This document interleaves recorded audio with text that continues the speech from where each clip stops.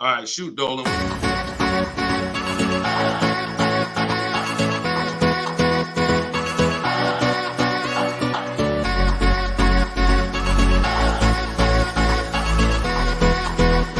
The worst possible thing you could say when you walk into a car dealership. I spent 5 years with Mercedes-Benz, 5 with General Motors, and the worst thing a person could say when they walk in is, if you could just get me to this payment, we got a deal.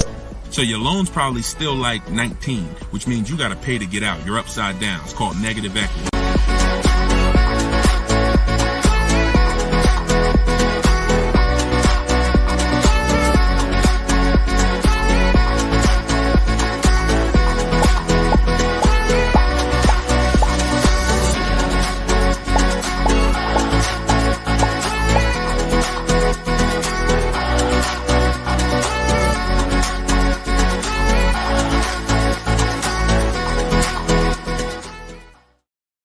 What's going on, everybody? We are officially kicking off episode 1 of Car Shopping Questions and Answers.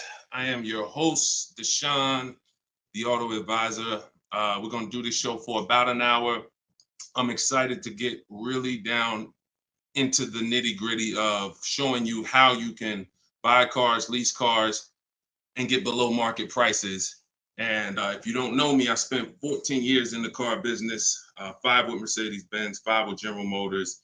And now what we do is we devote our time and our energy into teaching you how to car shop with strategy, how to understand the things that you haven't been taught to understand. So we do rapid fire Q&A. And no matter where you're at, I want you to start typing your questions. We're live on 4 platforms right now. And this whole broadcast is going to be sponsored by my new book. It's a digital book. It's called Cars from Home: 7 Steps to Saving Time, Money, and Avoiding Dealerships. There's a link in every single post, so you can get your copy at 75% off for the next 30 minutes. But while we're here, let's go deep. And everything I'm going to be teaching you is going to be out of my book.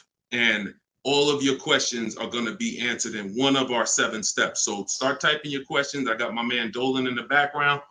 I see a lot of people on TikTok, but I don't see the questions coming in on TikTok yet. And TikTok, y'all usually are the ones that send the questions the fastest. So let's get these questions up. And so Dolan can start loading them onto the show and we can get down to business. So Dolan, kick us off when you're ready. 75%. Yes, 75% off is today, SS. That's from YouTube. Yes, you can get it for the next 30 minutes. It's normally $97. But it'll be in your inbox in about 5 minutes at 75% off. So let's go, Dolan. When you're ready, if we've got the first question, let's kick it off. Okay, this one's from YouTube. Hello. Thank you for all your advice. We're looking at the car on Copart, and it was a salvage title. What is your experience with these types of auctions? So I don't get into teaching about salvage titles. I'm going to tell you why. I consider that to be like foreclosures. I'm not telling you that there's anything wrong with these cars. What I am saying is they're like foreclosures in real estate, which means you should be learning from someone who actually lives that life every day, because there are many risks. When a normal person starts entering into a high risk market, the rewards could be high, but also the risks are high. So I would tell you to find someone who's buying salvage titles, buying at auction, and learn from that person. Okay, go ahead, Dolan, shoot the next one up. Okay, this one's from Instagram. I got a lease with Nissan, not looking to go back to Nissan. Should I buy it out and then trade the vehicle in for what I want? This is a great question. First of all, can everybody hit the share button? And if you're on TikTok, can y'all just start tapping the screen and light this up? Because we want to set people free, and it takes all of us to do this. It takes the people who are committed to this mission. You want to save money. You also want your friends to save money. Tag somebody. They'll thank you. So this is a great question. The only time it makes sense financially to buy a lease is when you're keeping it another 8 years. I'm going to tell you why. I'm teaching something called the 8-year rule, because what you guys have to learn is the unseen expense. The unseen expense is depreciation. That's the expense you haven't been taught to see. You haven't been taught to focus on it. It's depreciation. That's the reason why when you buy a car today for $30,000, tomorrow, if you tried to sell it, it's not worth 30,000 anymore. It's worth 25. It's worth 24, whatever. That's depreciation. So when you keep your car long term, your car's value goes down like this. But when you keep it long term, the depreciation starts to level out. When you buy your lease, all you're doing is buying a pre-owned car. That's all you're doing. Yes, it's a lease that you had, but you have to start seeing it as it's just a used car. So you want to ask yourself, should I buy a used car and then turn around and sell it? That's what you're talking about. Now, Coach Mojo, we don't buy leases. What we do is we see if we can sell them for a profit. If you didn't know you could sell a lease, I want you to type a 1 in the chat. We're going to be peeling back a lot of things you're going to discover as you listen and you stay in this community. You can sell a lease. Most of you have heard of the term lease with the option to buy, but you're not familiar with lease with the option to sell. You have those rights no matter what. 9 times out of 10, we're going to exercise our option to sell. And how you sell, there's 3 ways to sell. There's 3 different types of what I call an equity assessment. This is step 2 in my book. You must do an equity assessment. If you have ever dropped your lease off to a dealership and you haven't done this, then you could have given them thousands of dollars without knowing. So what you're going to do is do an equity assessment by calling the bank, finding out how much you owe. You want to get your payoff. That's going to tell you, let's say it's $18,500. That's your customer payoff. Now what you want to do is you want to see who will pay you more than that, or at least that amount. And we don't go to dealerships for that. We go right online. This takes 20 minutes to do. We're going to go to CarMax.com, Driveway, Carvana, Kelly's Blue Book Instant Cash Offer, AutoNation, and Car Guru Sell My Car. This is going to get us 6 offers, cash offers. See, our cars are not worth what an algorithm tells us our cars are worth. Our cars are worth what a person is willing to pay for today. And when you see those numbers, that's going to tell you if you have equity versus not having equity. So the short version of your question is, Coach Mojo, you shouldn't be buying your car unless you're planning on keeping it another 8 years, because we teach something called the 8-year rule, which is if you're not keeping your car 8 years, you're not going to outlive the depreciation drop in value. So you shouldn't be buying it. You should be leasing. And I know a lot of you probably, oh, well, Deshone, I was taught never lease. I was taught don't lease. I was taught don't lease. Well, you're going to find out the more you stay here, as you just dive in to financial numbers we go over, you're going to see that that's bad advice. And unfortunately, millions of people have been subject to bad advice that has been costing them money. Okay, so we'll go more into detail on that. There's only 2 ways to beat depreciation. Long-term ownership, that's our 8-year plus people. If you're keeping your cars, your next car, if your plan is to keep it 8+ years, I want you to type K in the comments for keeper. Type K in the comments if your next car, you're like, Deshone, my next car, I want to keep it at least 8 years. I want you to type a K. All right? Now, if you are not keeping your car at least 8 years, then you should be shopping for a lease, because that's how you're going to avoid depreciation. We're going to talk more about leasing, because you cannot just get any lease. You have to get what I call a good value lease. We'll go more into detail on that, but that's the foundation, Coach Mojo. Answer those questions first before you think about anything else. All right? Go ahead, Dolan. Shoot the next question up, man. Keep typing the questions, y'all. We're bringing them from all platforms. This one's from TikTok. What to do if you have no pre-approval letter, even with a 730 score? Okay, great question. We don't focus on pre-approval letters. What we focus on is making sure. All right, so I teach something called the bank bidding war. Everything we're going to do from now on is going to be a bid. Could y'all keep tapping the screen on TikTok? I see y'all running the lights up. When y'all keep tapping the screen, what it does is let TikTok know, listen, more people need to get over here because we're talking about something that everyone needs to hear. So I appreciate y'all. Look, they're running them up. What to do if you have no pre-approval letter. So we were taught always get pre-approved. But here's the problem. People got onto it.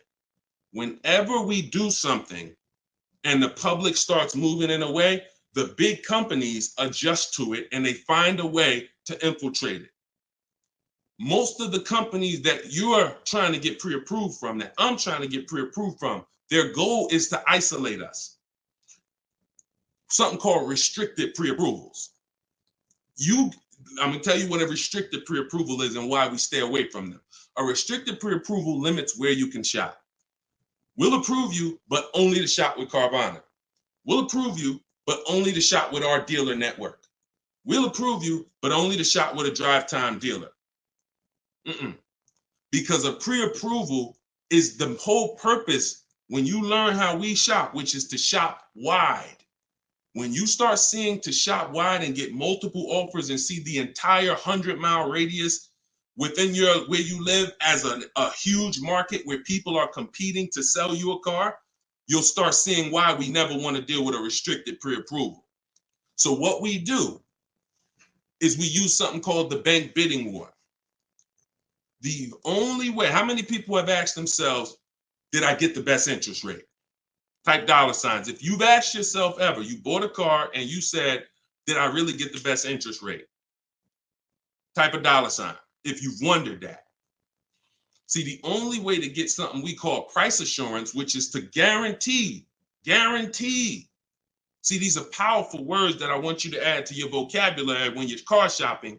We need to guarantee that we got the best interest rate. How do we do that? Getting bids. Experian wrote an article. They allow you to have multiple lenders pull your credit with a hard pull and compete and give you rates within a 14 to 45 day period. Now, don't ask me why they say 14 to 45 days. That's the window. I'm going to teach you how to do it in a way where it'll only take you 2 days and you're going to let tons of people run your credit and you're going to guarantee you got the best rate, and it's going to weigh on your score like one hard inquiry. So if one hard inquiry would have dropped your score 9 points, natural. We buy a car, a hard inquiry is going to drop our score. That's natural. But we're going to get 20 hard inquiries and it's going to drop our score the exact same way. This is how it works. You do not let anyone run your credit under any circumstances until after you find your car. In my book, I have something called the Perfect Budget Calculator. I created this tool. What it does is it's going to tell you, it's going to give you multiple goals. It's going to tell you exactly what car you can afford. It's going to tell you how to be under your max monthly payment. And you put everything you want to put in, what your max monthly payment is, we use the standard interest rate. So whatever the interest rate is at this time, we use that. Budget. The only purpose for a pre-approval is to budget. Think about some of you who are homeowners. The only purpose in getting pre-approved was to budget so that you can go buy your house, right? You with me? That's the only purpose. If we don't get pre-approved, we don't know how much we could afford. So when we do, what we do is we take the average interest rate, and that's what we're going to use to estimate our payments. This is in my book. See, I created technology. So some of you are saying, Deshone, is this just a book? No, it's not just a book. I have links in there. I have links to videos in there. I have platforms that I've created and calculators and tools that I created that I wish I could refer to you. No, but they're only in my book. So you can get the book. I'm going to teach you how to do things the manual way. Some things you can say, Deshone, I could do that manually. But if I'm telling you about a tool I created to use so that it can budget for you, then the only way to get it is to actually get my book. You can get it for 75% off in my TikTok bio. You can get it in my Instagram bio. You can go to deshonesbook.com, or you can scan the QR code and get your copy for 75% off for 30 minutes. But when you budget, you know exactly how much you can spend on a car, and you go find your car under that budget. The Perfect Budget Calculator is going to give you multiple goals. See, here's the problem. When you go out shopping for a car, you notice how you have a budget in mind and you typically tend to go over it.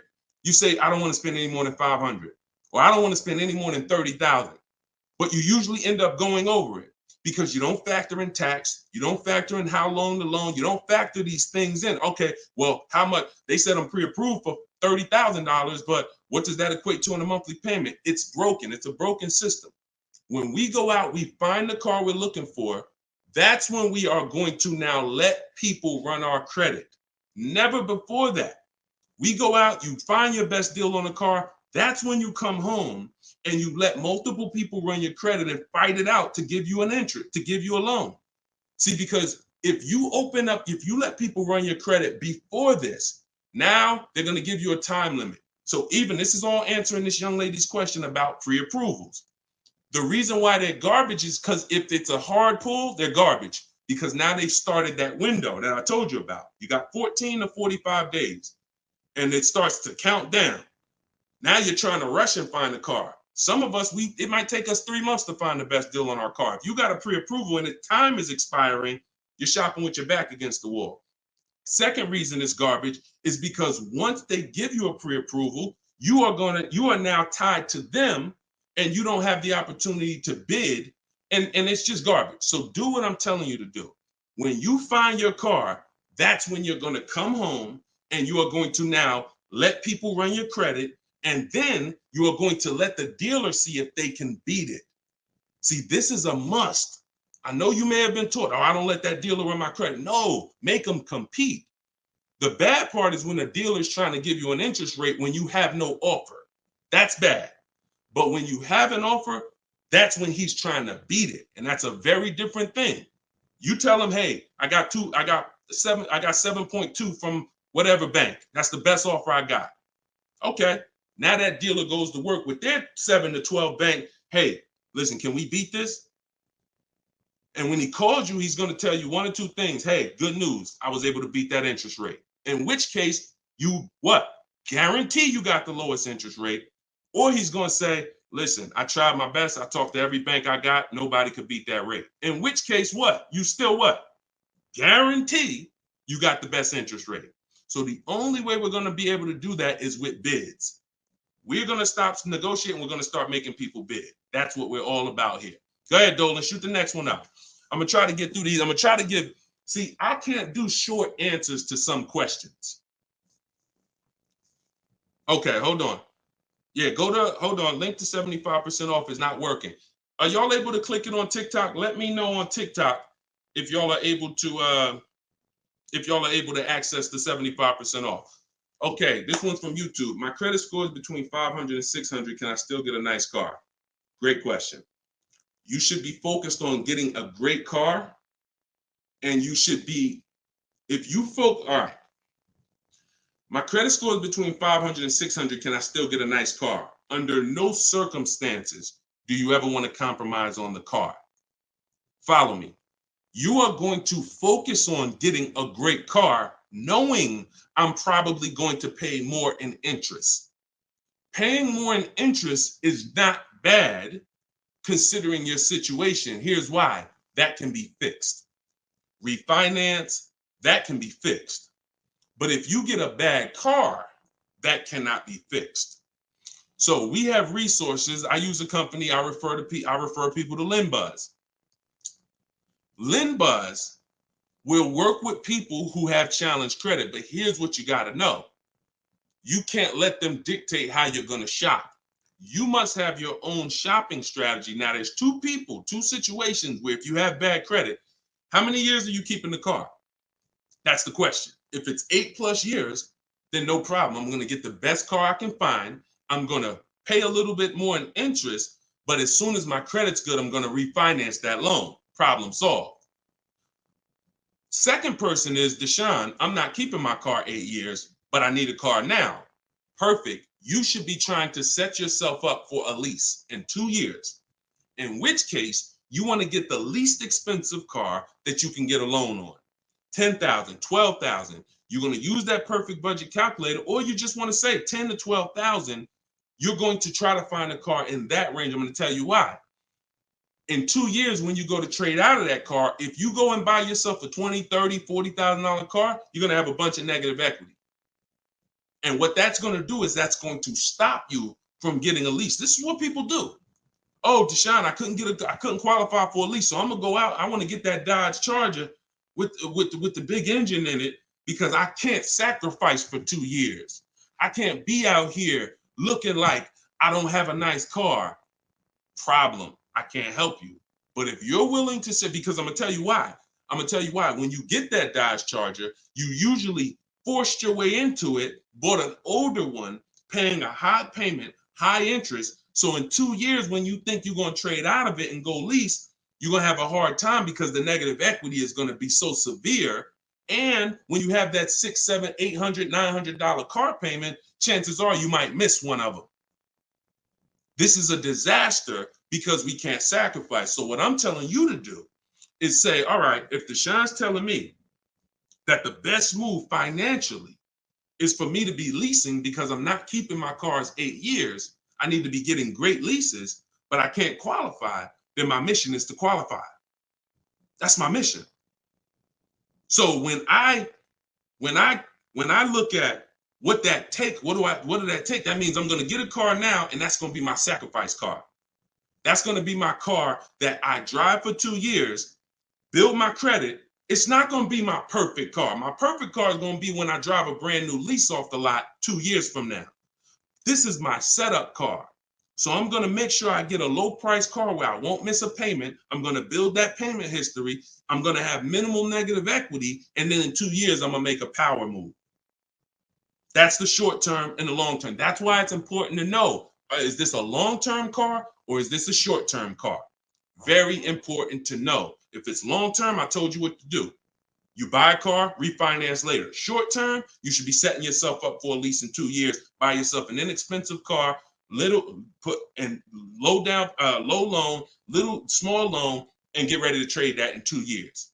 But you must get a great car in either situation. You can't sacrifice the quality of the car or the whole plan goes to hell.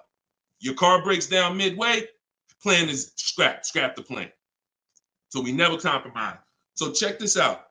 I see as soon as you purchase the book, I give you a support email because I do not DM me about products. Everyone gets a support email because we want to handle those issues immediately. DMs I barely see. Thank God we got 2 million plus followers. I can barely see DM. That's why as soon as you get a book, I say screenshot this screen. If you don't get that book within 5 to 10 minutes, check your spam, check your junk. Then you go and you contact support and we'll make sure we email you that copy manually. Okay? Because that's what we do. Don't DM, use that support email so we can make sure we take care of you. All right, shoot the next one up, Dolan. Great questions so far.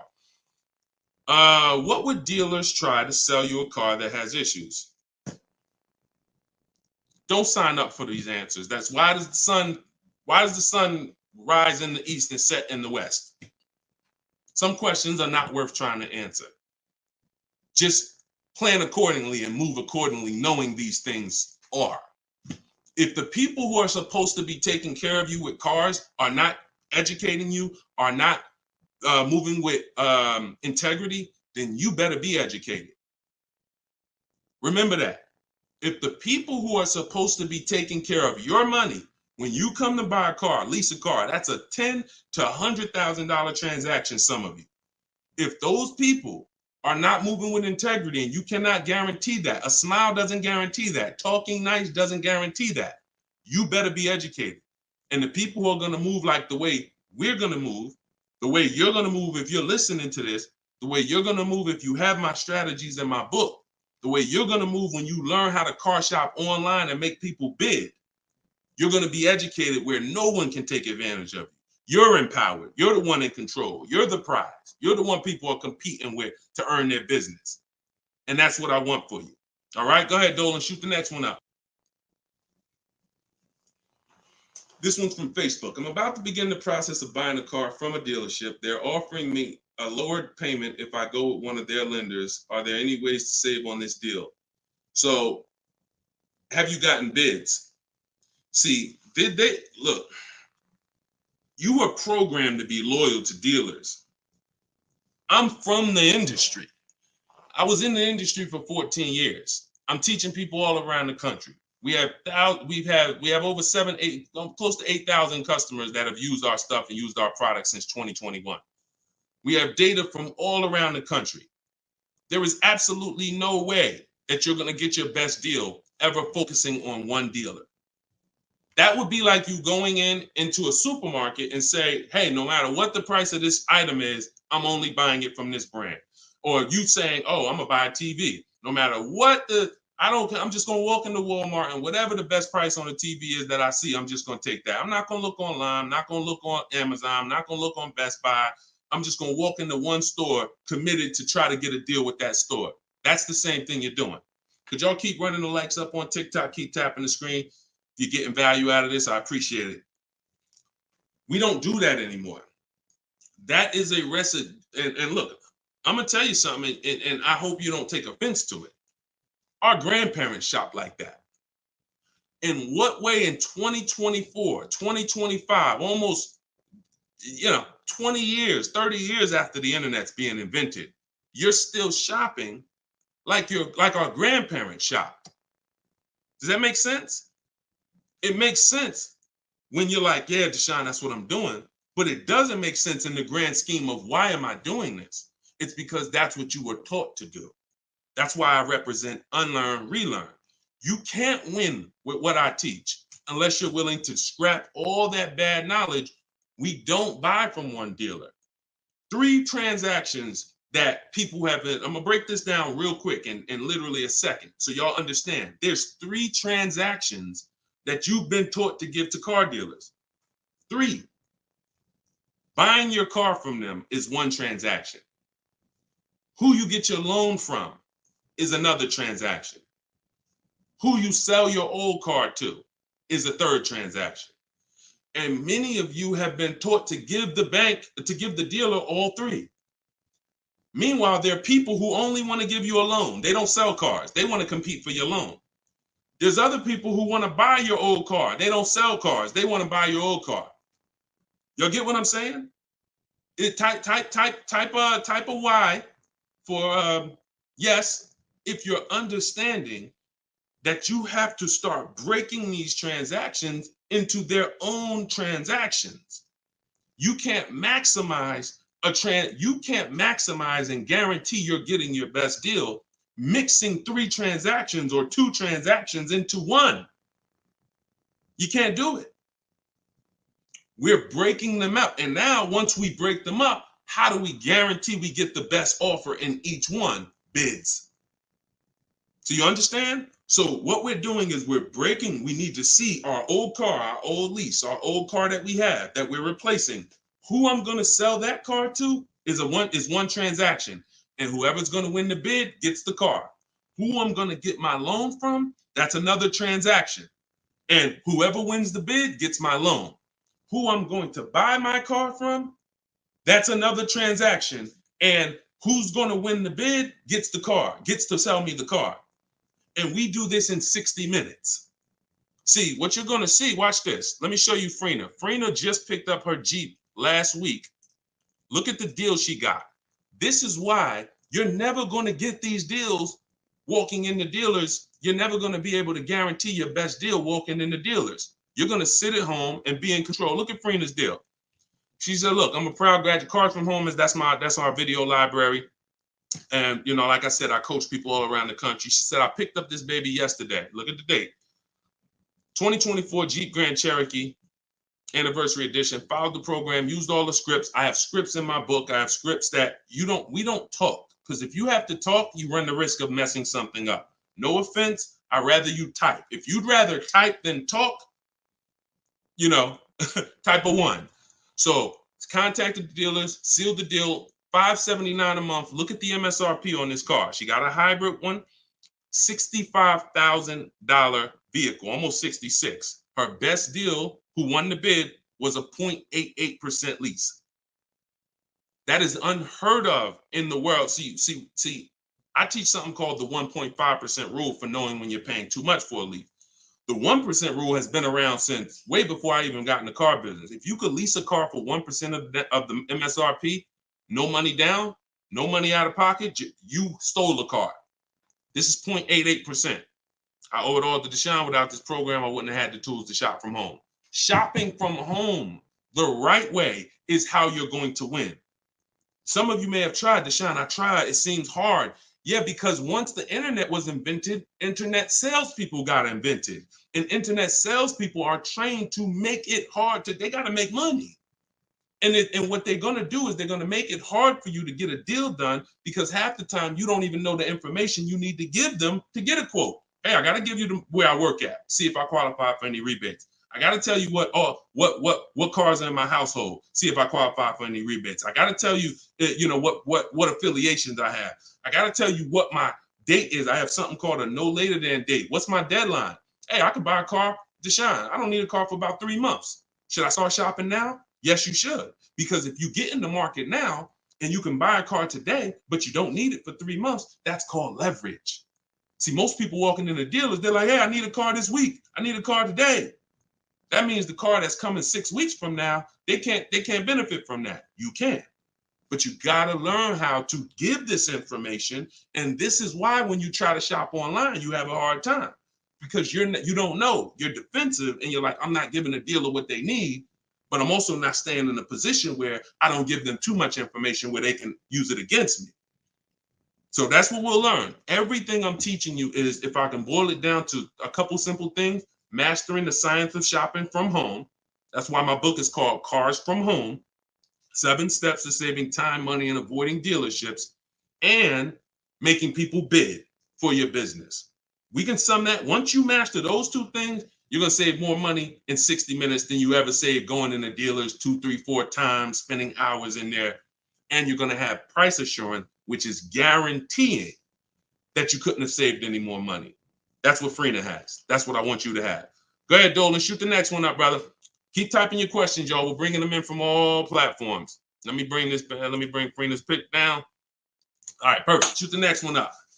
All right, I'm trying to fly through these, y'all, but I can't give short answers. You get what I'm saying? I got to give you the full answer.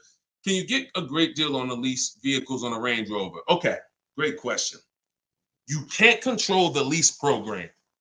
The lease program is what's going to dictate when the dealer wins the bid. Let's say a dealer, I always teach, when you start getting bids on a lease you should see about at least a $3,000 to $5,000 difference from your best offer to your worst offer. Now, sometimes it's more drastic than that. You're doing it, you'll see a $7,000 difference from your best offer to your worst offer, but you need to see a spread. I'm going to tell you why. 80% of dealers are overpriced. So when you start getting offers, if you don't get enough offers to where you see that spread, you haven't gotten enough offers.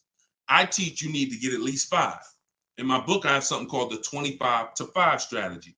So once the whole purpose of a bid is to find the dealer that's willing to discount the car and sell the car lower than all their competitors. And if there's any rebates, to disclose them to you. That's only going to come through bids because you don't know who you're dealing with. An 80% dealer is not going to tell you all the rebates. An 80% dealer will tell you, okay, yeah, there's no rebates, but there actually is. 80% dealer is going to say, all right, yeah, there's $1,000 rebate. Hey, but there's actually $2,500. So you can't depend on an 80% dealer. You have to get multiple offers and reveal who the actual dealers are who is going to win the bid. Now, once that happens on a lease, the lease program is in the background. And if the lease program is trash, then you're going to be over 1.5%. And over 1.5% means the payment you're paying, when it's more than 1.5% of the MSRP, that means you're paying too much for a car you're giving back. See, I was concerned to start making lease videos because I knew when people started finding out how good leasing was, they were going to just go into dealers and say, hey, work me up a lease. Problem with that is, if you don't know how to get a great lease, you're going to get a bad lease, sign up for it, and it's still going to be better than your history of purchasing. So you're going to think you won, but you left thousands of dollars on the table. So I don't want to teach you about going after leases until you learn how to get multiple offers so you can reveal the best deals. But what we do is we always with leases have 3 options because we can't control the lease program. And if we can't control the lease program, we need to have a bet. Because look, y'all, there's tons of companies out there that are offering bad leases and people are signing up for them. especially some luxury brands. Every car has a different lease program. Luxury brands will say, hey, we're going to put a bad lease out there because we know we can ego sell people, which means, hey, come on, Mr. Jones, come on. How long you been driving Range Rovers? Man, I've been driving them for 12 years.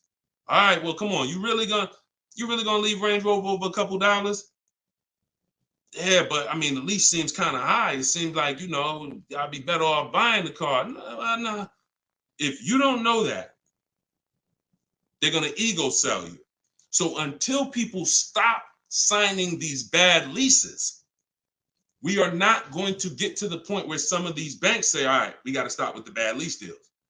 Now, conversely, opposite end, there's phenomenal lease deals out there. Like Yusufrina. I'll show you a couple more before we jump off the show. So it's harder to get a great lease deal because there's a lease program. It's easy to get a car if you're buying brand new through bids. Easy to save thousands of dollars. But we can't dictate the lease program. And we're not going to sign it. I will never say to you, sign a bad lease. Dealer will tell you, oh, look, I'm beating all my competition. Phil, man, look, I'm saving you like $6,000. Man, I wish I could lower the payment, but the lease program's not good. That's okay. That's why it only takes us 60 minutes to get these quotes. We don't want to spend hours to find out it's a bad lease program. We pick a car, we get our bids. Within 2 days, we're going to know if it's a bad lease program, in which case we move to our Plan B vehicle. Okay? So everything I'm teaching is out of my new book. It's called Cars from Home. It's a digital book. It's called Cars from Home, 7 Steps to Saving Time, Money, and Avoiding Dealerships. Your goal is to master the science of car shopping from home and to start making people bid for your business. All right, that's everything it's going to show you in 7 steps, and you can get it for 75% off in my TikTok bio, or you can get it in my Instagram bio, or you can get it in my you can go to deshonsbook.com or scan the QR code. Go ahead, Dolan, shoot the next one up. This one's from TikTok. How do I get out of negative equity? 3 options for negative equity. That's it. And after I tell you these 3 options, I need you to know the cause. The cause is super important because I can give you a Band-Aid, but if you don't know the cause, you're going to continue to be in trouble. 3 options. 2 lead to a new car. 1 doesn't. Negative equity is the bad credit to people with good credit because if you have too much, it will stop you from getting your car. So your first option with negative equity is to pay it off. Here's what happens. You want to use that equity assessment process that I told you about a little while ago. You're going to call your bank, find out what you owe. After you find out what you owe, you're going to go to those websites I mentioned, CarMax, Driveway, Carvana, Kelly's Blue Book Instant Cash Offer, AutoNation, Car Guru, Sell My Car. That's going to give you 6 cash offers. These people are bidding on cars every day. They usually put their best offer out there. In 30 minutes, you'll have 6 offers. They pay more than dealers on average. In fact, 2 or 3 of those bids you're going to get are actually from dealers.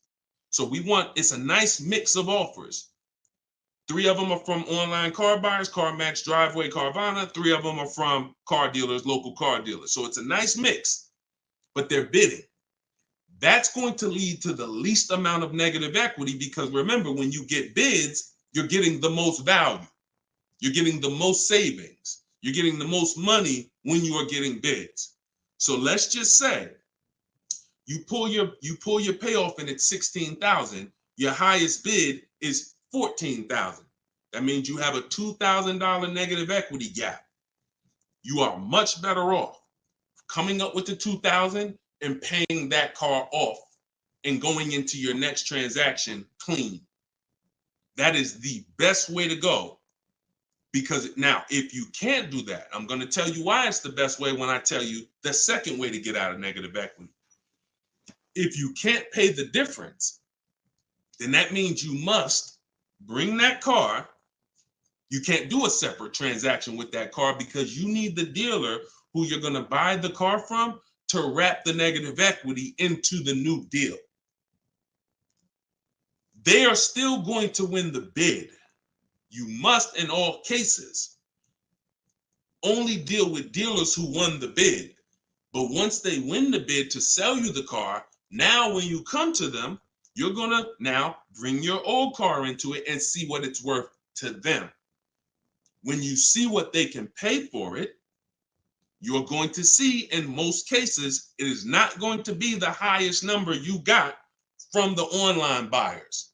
So if the online buyer's highest number was 14, maybe that dealer can only pay 12,200, 12,500. And you might say to them, hey man, but CarMax was offering me this. They're not going to be able to match it in most cases. It's just not possible because they can't win both bids. If you start buying cars for the most money, selling cars for the least money, it won't take you long to be out of business. That's probably what happened to Vroom. They were buying cars for the most money and then trying to sell them, and they weren't able to make the profit. So we must separate the process, but if you can't pay the difference, you now must bring your old car into the process after a dealer wins the bid, introduce them, hey, this is the car. Now, they've already won the bid. They beat all their competition to sell you a car. So they've already proved they're a 20% dealer. Now you're bringing your old car, and you're going to see that. If I would have sold it to them, I would only had 2,000 negative equity. But bringing it over to this transaction, I actually got like 3,700 negative equity. And there's nothing we can do about that. That's why I said the plan A is always, if you can cover the difference, cover the difference. If you can't, that's your only option. Now, here's the third thing. I told y'all 2 things lead to a new car with negative equity, 1 doesn't. If you have too much negative equity, you have to understand loan to value ratios. Loan to value ratios have nothing to do with credit scores. That's why I call negative equity the bad credit to people with good credit. When you bring your negative equity over, the bank is only going to lend a certain percentage above the price of the car. So if the price of the car is 30,000 and you have good credit, the bank might only lend 36. They might only lend 20% more, 25% more than the price of the car. So if you're coming over and you're trying to do a no money down deal, which is what we do, we shop with no money down. If we can make no money down deals and we can get the car payment to where we want, if we can get the whole deal to where we want with no money, that's what we do. It's different when interest rates are higher. We typically put more money down to avoid paying more high interest. But when it comes to us shopping, we always shop with no money down. So if you're trying to do a no money down deal and you are trying to bring all this negative equity over and trying to not just finance the price of the car, but the tax, the fees, and negative equity, you run the risk of blowing out the loan to value ratios, in which case you're not going to be approved. You could have a 900 credit score. They're going to tell you you got to put money down because you can't finance all that negative equity. So it depends on how much. And if that's too high and you can't put down money to actually make a difference, then you're going to need to stay and pay down that car for a couple more months or even maybe a couple more years to lower the amount of negative equity. So that's how you get out. That's all in my book. 3 ways to get out of negative equity. But what you got to know is the cause. Only legitimate reason for negative equity is because you had an emergency and you had to switch cars. Now, if we go by things that can be prevented, like Deshone, I bought a car, it's breaking down. Well, that means you bought the wrong car. We can prevent that with knowledge. Now, if you say, Deshone, I just wanted a new car and I switched it, that's costing you. And because you don't understand leasing, see, 90% of the time, 10% we give to emergencies. Deshone, man, I had a sedan, then I had twins, I had triplets. I need to get an SUV. I got to switch the car. Understood. Legitimate reason. Switch the car, stay in it long term, pay off, and keep the car. But 90% of the time is you don't understand leasing. And you buy your cars, you take out 5, 6, even God forbid, 7-year loans. You switch these cars in 3 years, 4 years, you always have negative equity and you're overpaying by thousands of dollars. That's the cause. That is the cause. I've been doing this since 2006. The reason for most people, most of your negative equity is because you haven't learned to lease yet and you're buying cars, but you're a short-term person. All right? And the more you stick around here, the more you'll understand why that's a mistake. If you get my book, you'll understand, oh, I've been doing this wrong. I was taught this. I don't blame you. You were taught that. But when you learn, when you do better, when you know better, you do better. And that is my goal, is to make sure you know better. My pleasure, Reggie. You said thank you for everything. My pleasure. Absolutely. Everything I'm teaching y'all is out of my new digital book, Cars from Home, 7 Steps to Saving Time, Money, and Avoiding Dealerships. You can get your copy for 75% off as part of our launch in my TikTok bio, in my Instagram bio, or you can go to deshonsbook.com. There's a link in the comments, or you can scan the QR code if you're watching us on the television, and you can get your copy for 30 minutes. Once that timer expires, book goes back up to $97. So get your copy before the timer runs out. Go ahead, Dolan, shoot the next one up. All right, this one's from YouTube. Appreciate all of your content. Thank you. We are looking to buy our teenage daughter her first car. Is there any downside to purchasing outside of a name franchise dealer? No, if you do your due diligence, because there's 100,000 plus used car dealers in the country. Let's assume 80% of them are trash. As long as you are sorting, when we shop for used cars, and you want to ask yourself the eight-year rule question. If you're not keeping this car, if you don't think your daughter's keeping this car 8 years, then you should be shopping for a lease for her. Now, if you say the only difference, there is one exception to the 8-year rule for those of you who are buying inexpensive used cars. $10,000 used cars, $7,000 used cars, that's different. That's different. I call these smart cars, not the little smart cars. It stands for saving money at the right time. So if you're buying these cars, my brother does this. He buys pre-owned cars. He gets them $10,000, $7,000, $5,000, and he drives them. He pays very little money. Sometimes he sells them and makes a little money. That's different. But the mainstream cars, if you're not keeping them 8 years, $15,000, $20,000 used cars that you're buying, you're going to see the 8-year rule is the gospel. You should be buying cars if you're keeping longer than 8 years. You should be shopping for aggressive leases if you're not keeping 8 years. So let's assume you're going to keep this car 8 years. When we are buying from used car dealers, y'all, we are absolutely shopping 100-mile radius, at least. That's usually where we start. And then we're going to search, and we're going to narrow down based on title history, based on service records, based on accident history. And then we need to verify that the price that they advertise online is legit, because there is something going on right now. It's been happening for a few years. They know you're looking for online prices. So what they do is they put a price online that they don't intend to honor. So the first thing, so we narrow it down based on those things. And when we get to this final step where we got our top 3, top 5 choices, we need to see who's going to do bogus fees, who's going to try to hit us with bogus fees, in which case we eliminate them. And then we narrow it down to the best one. And we need to pull the original. Listen, who's going to be buying a used car? I want you to type a U. If your next car you're keeping for more than 8 years is going to be a used car, type a U in the comment. In the comment section. Or if you've purchased a used car in the past, type a U in the comment. Type a U in the comment. Okay. So, man, I see you. Felicia, I see you. Miss Bambi, I see you. Reginald, I see you. Okay. So we got a lot of people. Okay. All right. We got a lot of people who are going to be buying a used car or have bought a used car in the past. What I just told y'all is how we're going to get a quality used car. Plus, I do something. Step 4 in my process is we have to do a longevity check. Some of these cars have data that shows they don't last more than 80,000 miles before the transmission goes out. If you don't know that, then there's nothing you can do but be surprised when the transmission goes out at 78,000 miles.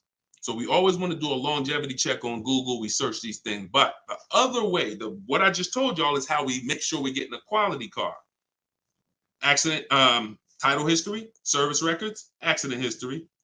But when it comes to now the value, Deshone, how do I make sure I'm actually getting a great price? How do I make sure that the car I'm buying is the best price in the market? We need to know the original price of the car. We need to know what the car was brand new. Because what you've been taught is to focus on what the website tells you. Is this a good deal? Great deal, below market. Because websites, their job is to be accountable to the people paying them. And if they were telling you that this car that you're looking at for $30,000 was originally $38,000, and it's actually only being discounted $8,000 from when it was brand new. If they were telling you that, then no one would be buying those cars, in which case no one would be paying them to list their cars on those websites. So they're not accountable to you or me. They're accountable to who pays them. So we find out through the window sticker what the original price was.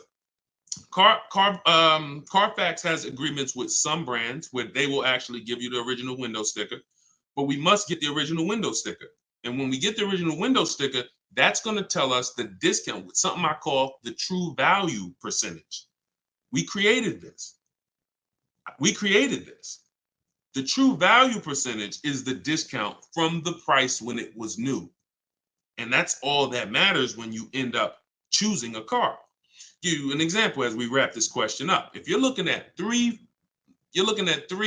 Honda Pilots. You've narrowed it down to 3 Honda Pilots. They're all within $1,000, $1,500 of each other. One's $30,000, one's $30,500, one's $31,000. Similar mileage, similar title history, similar everything. We get stuck right there.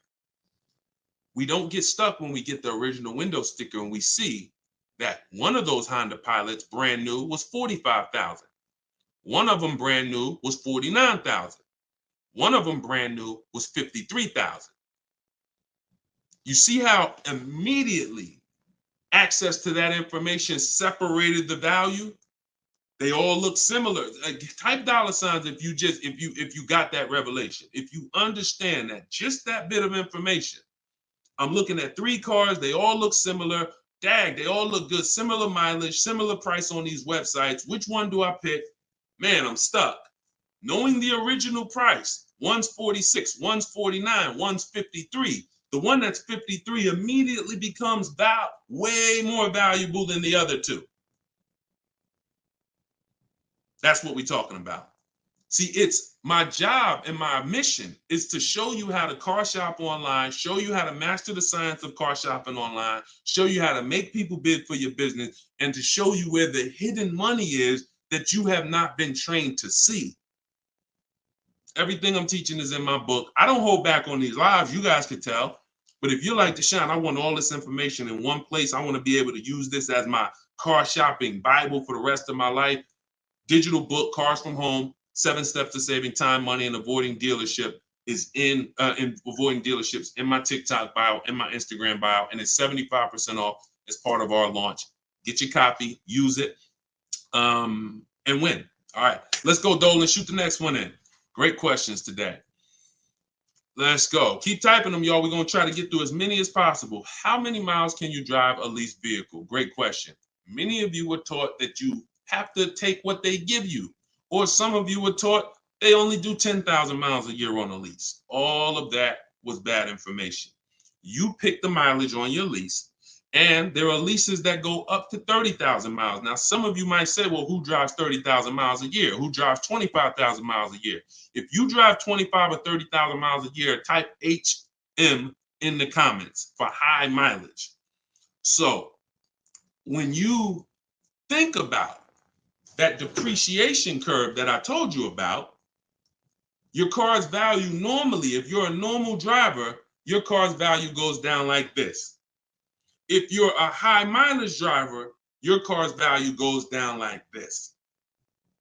And so the mission is always to avoid the unseen. This is the unseen expense. I want you to always keep this in mind, because as long as you keep this in mind, buying versus leasing is going to be paramount to you, because you want to avoid this. If you're buying cars 2, 3, 4, 5 years, switching them out, you're switching them out when they're losing the most value.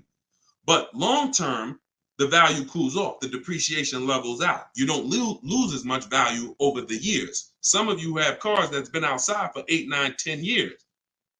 That car is going to be worth about the same amount it's worth today, a year from now. You've won. That's the goal, to get to that level.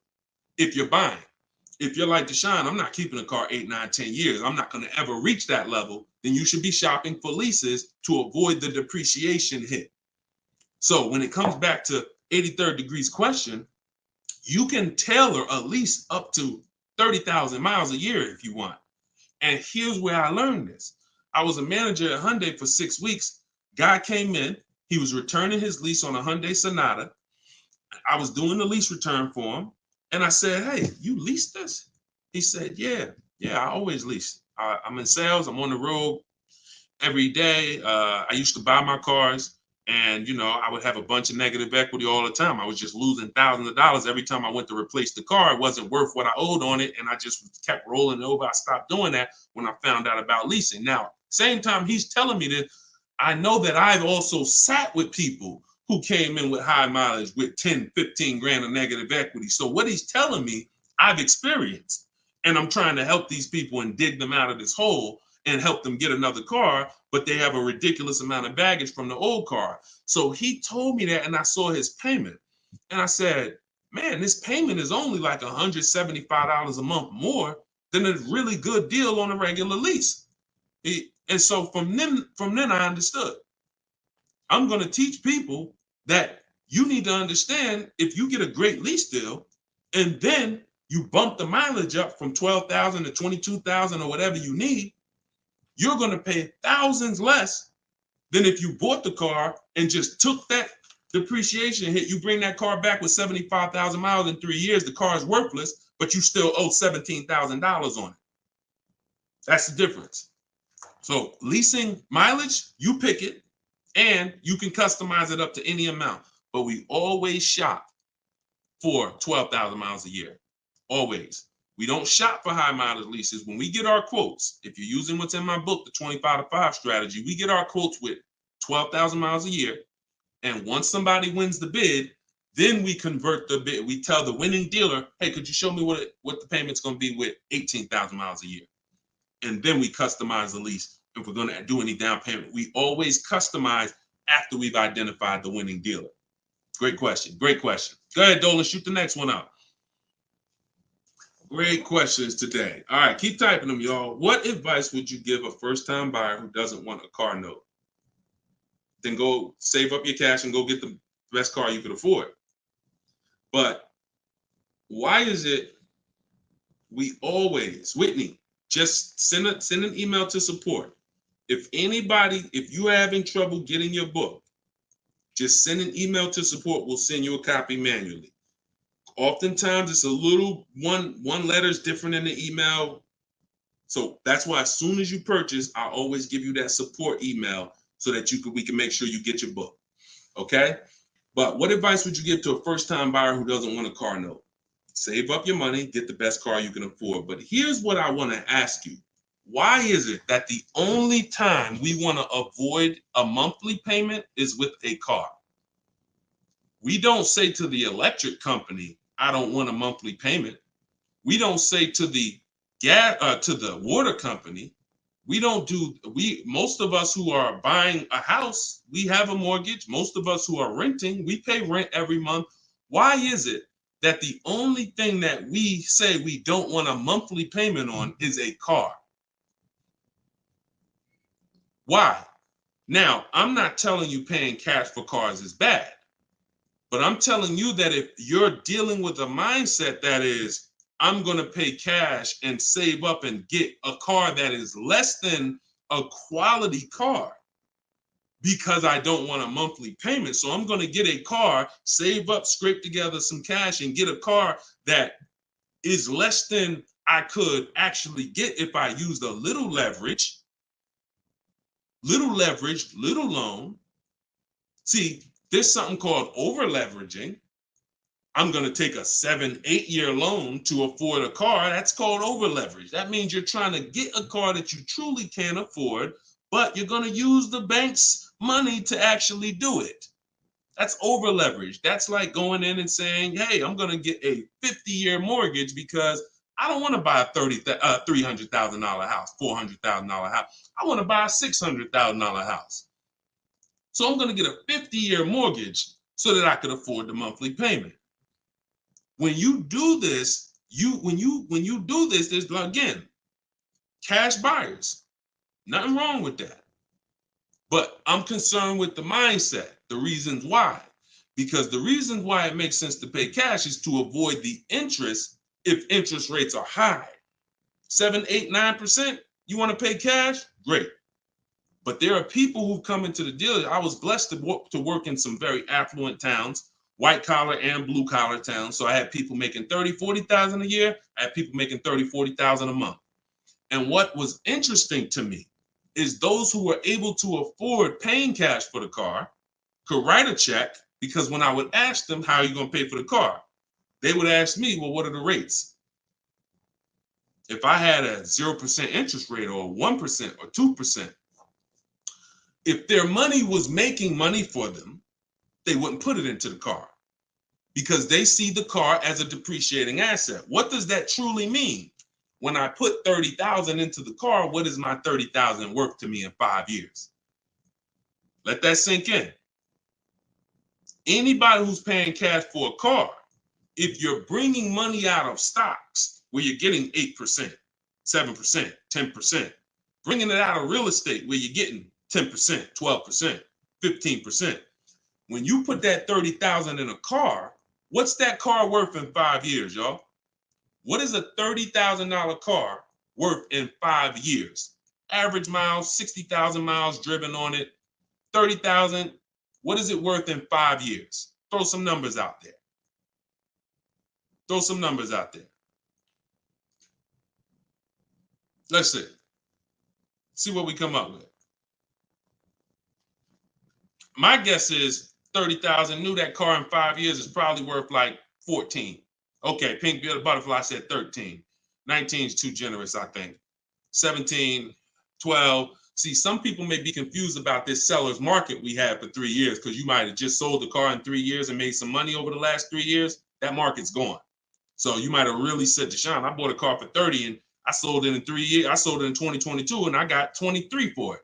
Well, that's never going to happen again unless we have another, worldwide inventory shortage, in which case resale values go up. Normal market, 12, 13, 14, 15 generously. So a person who's looking at their cash and what their cash is doing for them, they look at that.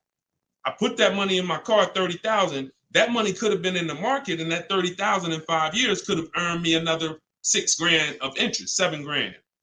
In which case I'm up. But at that 30,000 in the car is worth now 15 or 14. So these are the things. I don't teach one size fits all. I teach custom. I teach, it depends on what you're doing with your money. If your money's invested and interest rates are low, then leverage a little bit. If your money's not invested and you're like, Deshone, I got my money in the mattress, I got my money in the bank, I'm not really doing anything with it. All right, pay cash, keep things low. Keep things low. If interest rates are high, pay all the cash, higher down payments, get the loans out of here faster. That's why, see, one size fits all car buying advice, I hate. That's what has failed you. This one size fits all formula. Everyone should do this. Everyone should pay cash. Everyone should get a used car. That one size fits all, no one should lease. One size fits all formula fails every time because it doesn't take into account real finance. All right, go ahead. Great question. Go ahead, Dolan. See, and I'll answer the question and then go into a little spin-off answer. All right, this one's from Instagram. If I want to keep my car for 8 years, should I finance the car? Absolutely. The goal is to get the best car and the best value. So if you can't pay cash and you say, I want to get a better car, what I teach is when you start budgeting, you are going to now see, can I get a new car or is my budget for a used car? The goal is to get everything you need. And really, if you could get everything you want, even better. What's the difference, Deshone? Well, needs is I gotta have 3 rows because I got 4 kids. Needs is I need a car that has enough power to get me on the highway because I'm on the highway a lot and I can't have an underpowered car. That's a need. A want is I want the leather, I want the big sunroof. So you must get all your needs at all times. You cannot sacrifice needs. I want y'all to put these 2 things into very important buckets, needs and wants. Needs and wants is the goal. Once the budget gets compromised, once you get out there, if you see I can't get the car I want with everything I need, everything I want, the wants have to scale back. The wants have to scale back, not the needs. I had a woman walk into Mercedes when I was there. And she was like, hey, I want the big truck because I got kids. I need the 3 rows. And once we worked out the deal and the numbers, she saw the numbers and she was like, oh, that's above my budget. But what about the 2-row one? What about the smaller one? I said, didn't you say you need 3 rows for the kids? Yeah, Yeah, you're right. You're right. See, she's about to take a need out to get a want. Does that make sense? So needs and wants are the big things. Needs will make you switch the car because you didn't get what you need. And when you switch the car, you lose money. So when you didn't get what you need, you will switch the car and lose money. If you didn't get what you want, that's easier to bear. Needs is like from day one, this car is not doing what I needed to do. So we must get our needs first. And that's what we talk about. So then you choose, can I budget, get me a new car or a pre-owned car? And once you make that decision, you just go out and you're now shopping the market. I use, in my book, I have something called the multiple marketplace strategy. This is when we shop for used cars. We're on all the marketplaces. We're seeing the whole market as one big marketplace. Everywhere cars are, we are looking and we're narrowing it down to our best, top 3, top 5. And then we're taking one across the finish line. You can't get below market deals on a used car until you see what the market is. See, let me go deep on this for a quick second.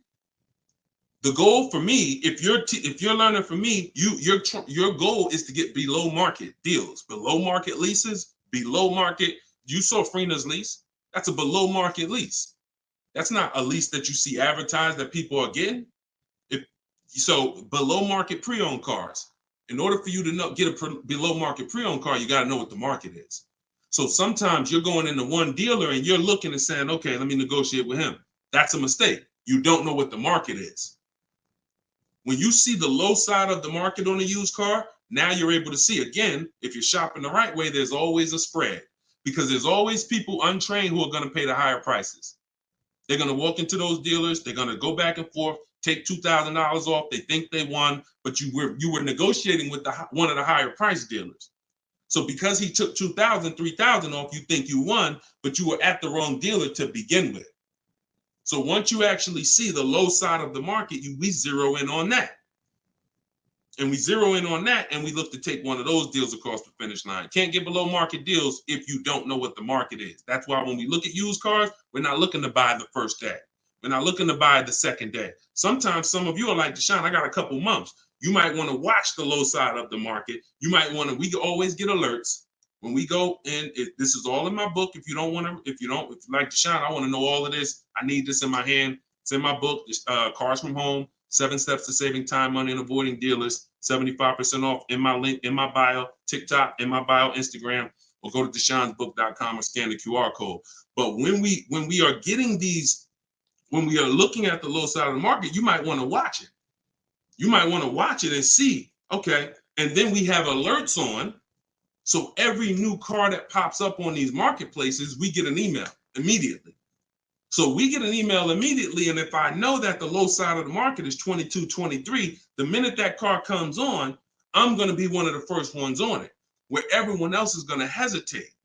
When a dealer gets a new car, typically a person who doesn't know the market, they're going to go in there and they're going to be like, all right, is this really a good deal? Meanwhile, we know the market. So we know in a minute, I'm going to snatch that deal before anybody even knew it was there, because the best deals do not last. And that only comes from knowing the market. All right, go ahead, shoot the next one up, Dolan. Great questions today. This one's from YouTube. What can I do to increase my confidence so I can negotiate more intelligently? Stop negotiating and start making people bid. Who's not a good negotiator? Type me. You're not a good negotiator. Type me in the comments. Not a good negotiator. Type me in the comments. Okay, that's most of you. And I'm a good negotiator, but you can't get guarantees being a negotiator. Pay attention to what I'm saying. I'm a good negotiator. I did it for a living, but I can't guarantee the lowest price negotiating. The lowest price only, the guarantee of the lowest price. I could be a good negotiator. Negotiator is always going to leave wondering, if you go back and forth with somebody, back and forth, back and forth, back and forth, you always leave wondering, could I have gotten a little more? That's not a guarantee. That's not price assurance. Bids, guarantee, because I'm getting 5 to 7 offers. I'm having, in my case, I teach the 25 to 5 strategy. We're connecting with 25 dealers. We're getting 5 to 7 bids. Whoever wins the bid, win. That means you beat 25 dealers to earn my business. That means I guarantee that I paid the lowest price and I don't have to talk. That's why in my book are scripts, online scripts. That's the one part that I can't teach you. I can't teach you. It's not that I'm holding back. I can't teach you what my scripts are that are copy and paste. When they say, hey, when can you come in? My script says, hey, well, I'm actually going to be handling my whole transaction online. Oh, actually, well, we don't quote online. Okay, that's not what other dealers are saying. Should I remove you from my list? See what I'm saying? When we're copying and pasting and we know what to say to everything they're going to type, now we move things forward. We keep it on our agenda. This is all in my book, in my video library. This is what the people who have learned from me for the last 3 years have been doing. That's why you see people like Frina. That's why you see people like Pierre, got himself. He came in, got a 22 CX5. Very big thanks to Deshone the Auto Advisor, educating and empowering me to control the entire purchasing process. The perfect budget calculator really helped me figure out what I could realistically afford. With the true value percentage, we talked about that earlier in the show. Everyone purchasing a used car, true value percentage is what we use to make sure we win, price-wise. I spotted the best deal, 6 similar listings, saved over 20% off the original MSRP. I also shop for my own financing. See how we break these transactions down? You see how he's breaking the transactions down? That's how we get bids in each category. Also, I shop for my own financing, got the dealer bank to match it. See? So we're not doing the shop for my own. Oh, I'm not going to let that dealer run my credit. He knows the bank bidding war. The bank bidding war is all these people are going to bid. So I guarantee I got the best price on my used car I bought. I guarantee I got the best loan because the dealer couldn't beat it, but they were able to match it, which means it saved me the time. I didn't have to go through that. And the dealer, see, we guarantee. That's what I want for y'all. And the icing on the cake, learning about bogus fees and walking away from dealers not willing to remove them. Now, the walking away, he's talking about not physically. He's talking about next, not physically, because we're home. We're not going into dealers walking away. Some of you say, Deshone, if I don't get a good deal, I just walk away. That means somebody wasted your time. And when you walk away, you still need a car. So you're not hurting the dealer when you walk away. Someone's going to buy that car, even if it's overpriced, and they're going to look at you and say, well, you still need a car, so it's really your loss. When you learn to do this while you're in your living room, you'll understand I don't need to walk away ever because I'm in control. No one's going to waste my time. And this only comes from mastering the science of shopping from home. That's why my new digital book is called Cars from Home, 7 Steps to Saving Time, Money, and Avoiding Dealerships. Go get your copy for 75% off. Use it. Everything is in there, from high mileage driving strategies to leasing to giving you a video to help you understand leasing. Some of you are like, Deshone, I was taught all my life never to lease. If that's you, type me. What you're going to see is I link you to a video from the Cars from Home library where I actually break down for you leasing versus buying. So by the numbers, so you can understand. Some of you, that's what it's going to take. You've been programmed so bad about leasing. You need to see it by the numbers to understand that this is costing me money, not understanding this. So that's in there. Purchasing, high mileage driving strategies, links for people with bad credit, and how you're going to get your cars even with bad credit. It's all in there. Get your copy for 75% off for the next 30 minutes. Once the timer expires, it goes back to $97. And win. Use it and win. Listen, we're an hour and 15 minutes in. We want to keep these broadcasts, these episodes. It's episode 1. If you are subscribed to my email list, you'll know when we're live. You'll know when we'll be doing these shows, and you can hop on with us. We want to do, because you see all the questions. The only way I could get through all the questions is by giving y'all little short, little one-word answers. What is that going to really do for you? So yeah, we might only get through 15, 18 questions because I'm giving you the thorough answer. And when you see that a car is the second most expensive purchase behind a house, you'll appreciate the thorough answer. No one's going to buy a house and ask about financial literacy and expect a one-word answer. So we shouldn't do it with cars. We're going to buy more cars than houses.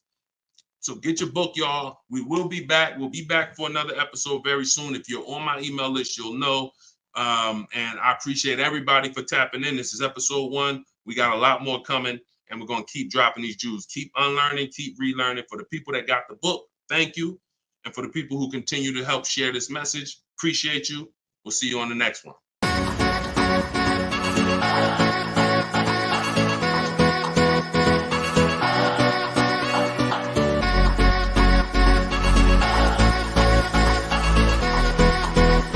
The worst possible thing you could say when you walk into a car dealership. I spent 5 years with Mercedes-Benz, 5 with General Motors, and the worst thing a person could say when they walk in is, if you could just get me to this payment, we got a deal. So your loan's probably still like 19, which means you got to pay to get out. You're upside down. It's called negative equity.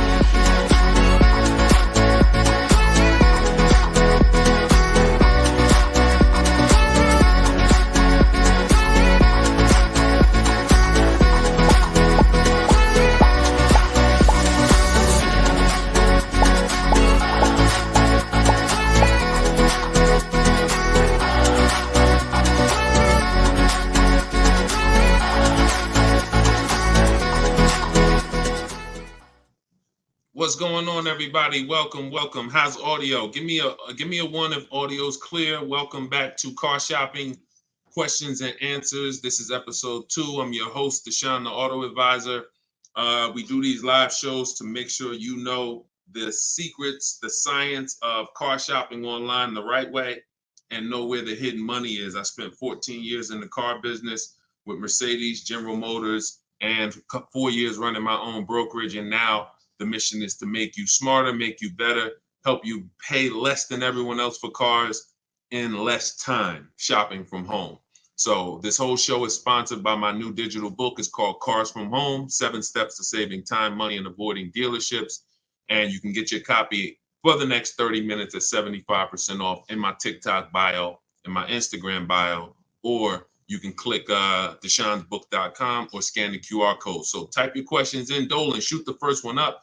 We're going to be taking them from all platforms. And if y'all could start tapping that screen on TikTok to shoot those likes up, I appreciate it. So this one's from Instagram. Does it make sense to buy a car from another state to get a better price for the car? Great question. When you start shopping and getting multiple offers, you're going to see most of your best deals are going to come from dealers far away.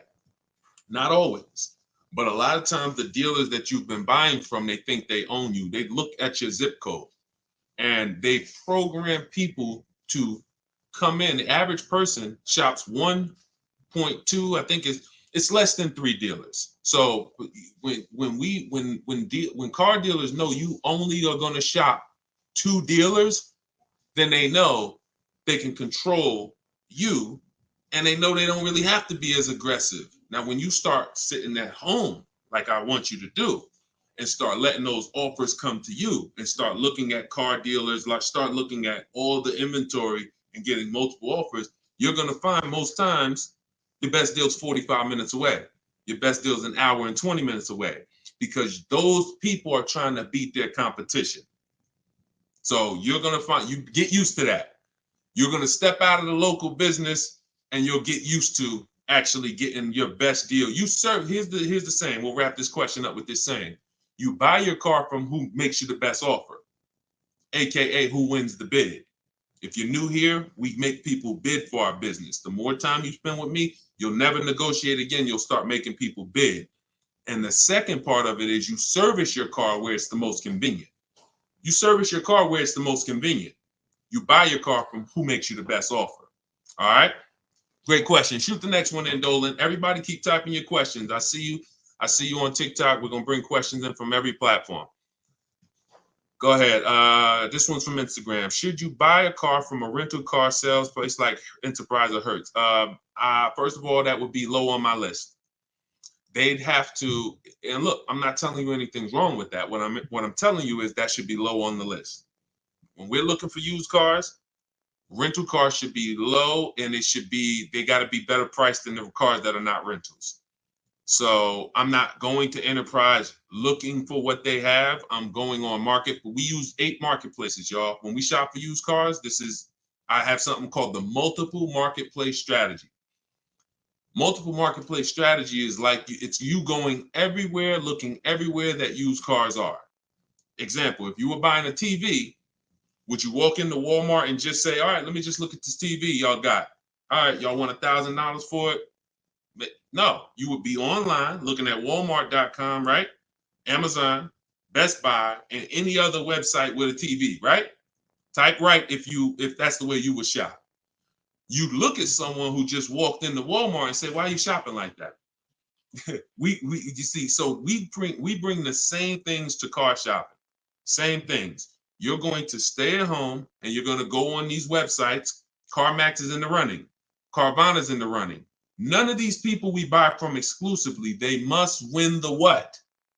Let's go. Type fast. I want to see y'all typing. I want to have this conversation with y'all, but you got to type fast.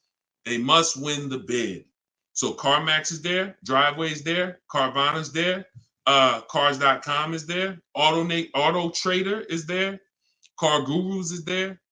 We even look at eBay Motors. So everywhere they're shopping, they're putting inventory. That's where we're looking. Now, if a rental car place has their inventory listed there, then they're in the runnings. If they have their inventory listed on their little website and they just want to sell local people these cars, no, we're not interested. We're not interested. Great question. Go ahead. Go to the next one, Dolan. This one's from TikTok. Is an extended warranty worth it if you buy your lease? I don't get why so many people are buying their leases.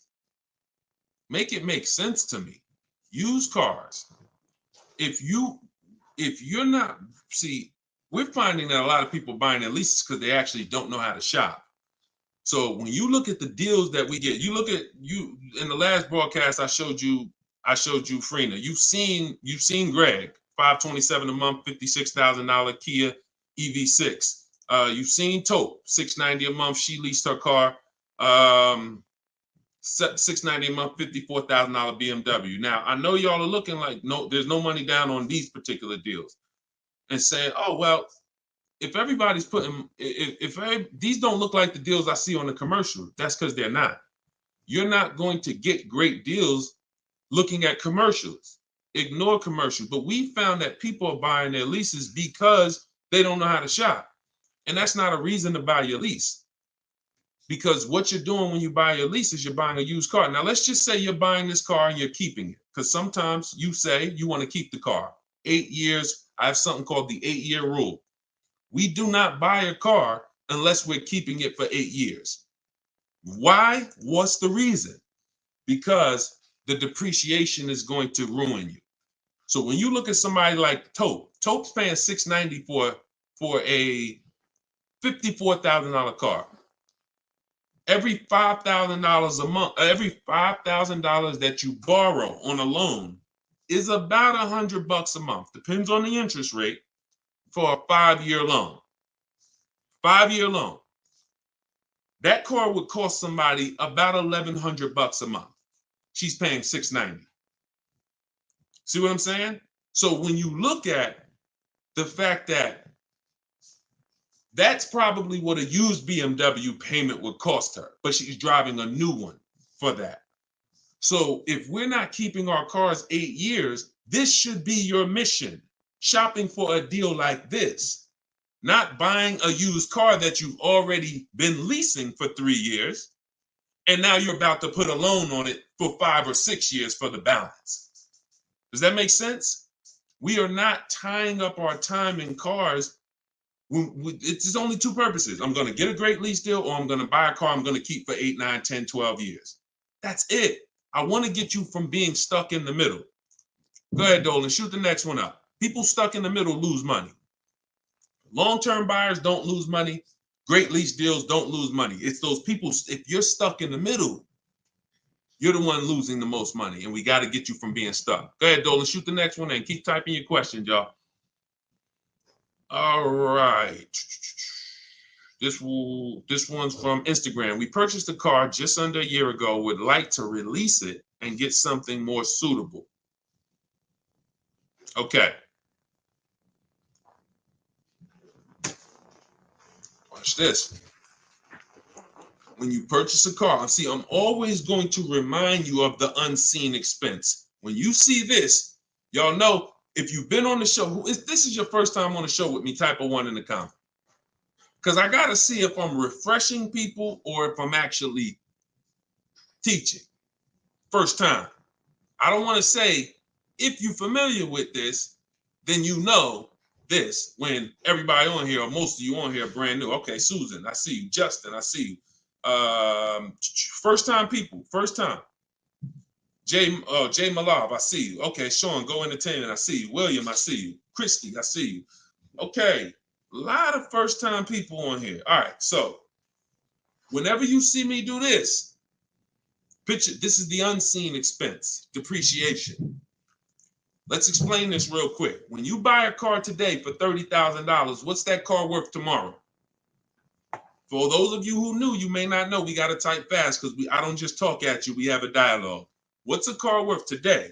You buy a car today, what's it worth tomorrow? You bought it for $30,000, what's it worth tomorrow? Let's go. Could y'all keep tapping the screen on TikTok? Keep running those likes up, I appreciate it. As y'all tap that screen, y'all let TikTok know we having serious conversation over here and more people need to be here. Just keep tapping that screen, running those up. I appreciate y'all. Okay, so we got 29. That's not true, Sean Go Entertainment. But I want to let you know, you may have said that, but when you see the other answers, you'll understand. You buy a car today for 30, it is not worth 29 tomorrow. You lose about $3,000, $4,000 if you tried to go back and change that car. So this is answering this person's question who purchased a car just a year ago and would like to go and replace that car. $26,000, $24,000, $25,000. Depends on what the new market is. Depends on what this, but yes, you're going to lose probably 20% of the value in a day. In a day. In a year, you don't drive that car a year, you probably lose total of 20%. That's what you have to understand. You got to understand this car's value. I don't care what your payment is. Payment doesn't change the value of the asset. See, you've been taught, look at the payment. Get me out of this car, get me into this payment. That's why in the intro, some of you saw that video, the worst thing you could do in a car dealership. That video is really what introduced me to the world and letting people know payments can be manipulated, and we don't focus on payments. We want to focus on the asset, the value of the asset. So if you're buying a car, it's going down in value like this, whether you drive it or not. I give you a car today worth 30, you don't drive it 1 mile.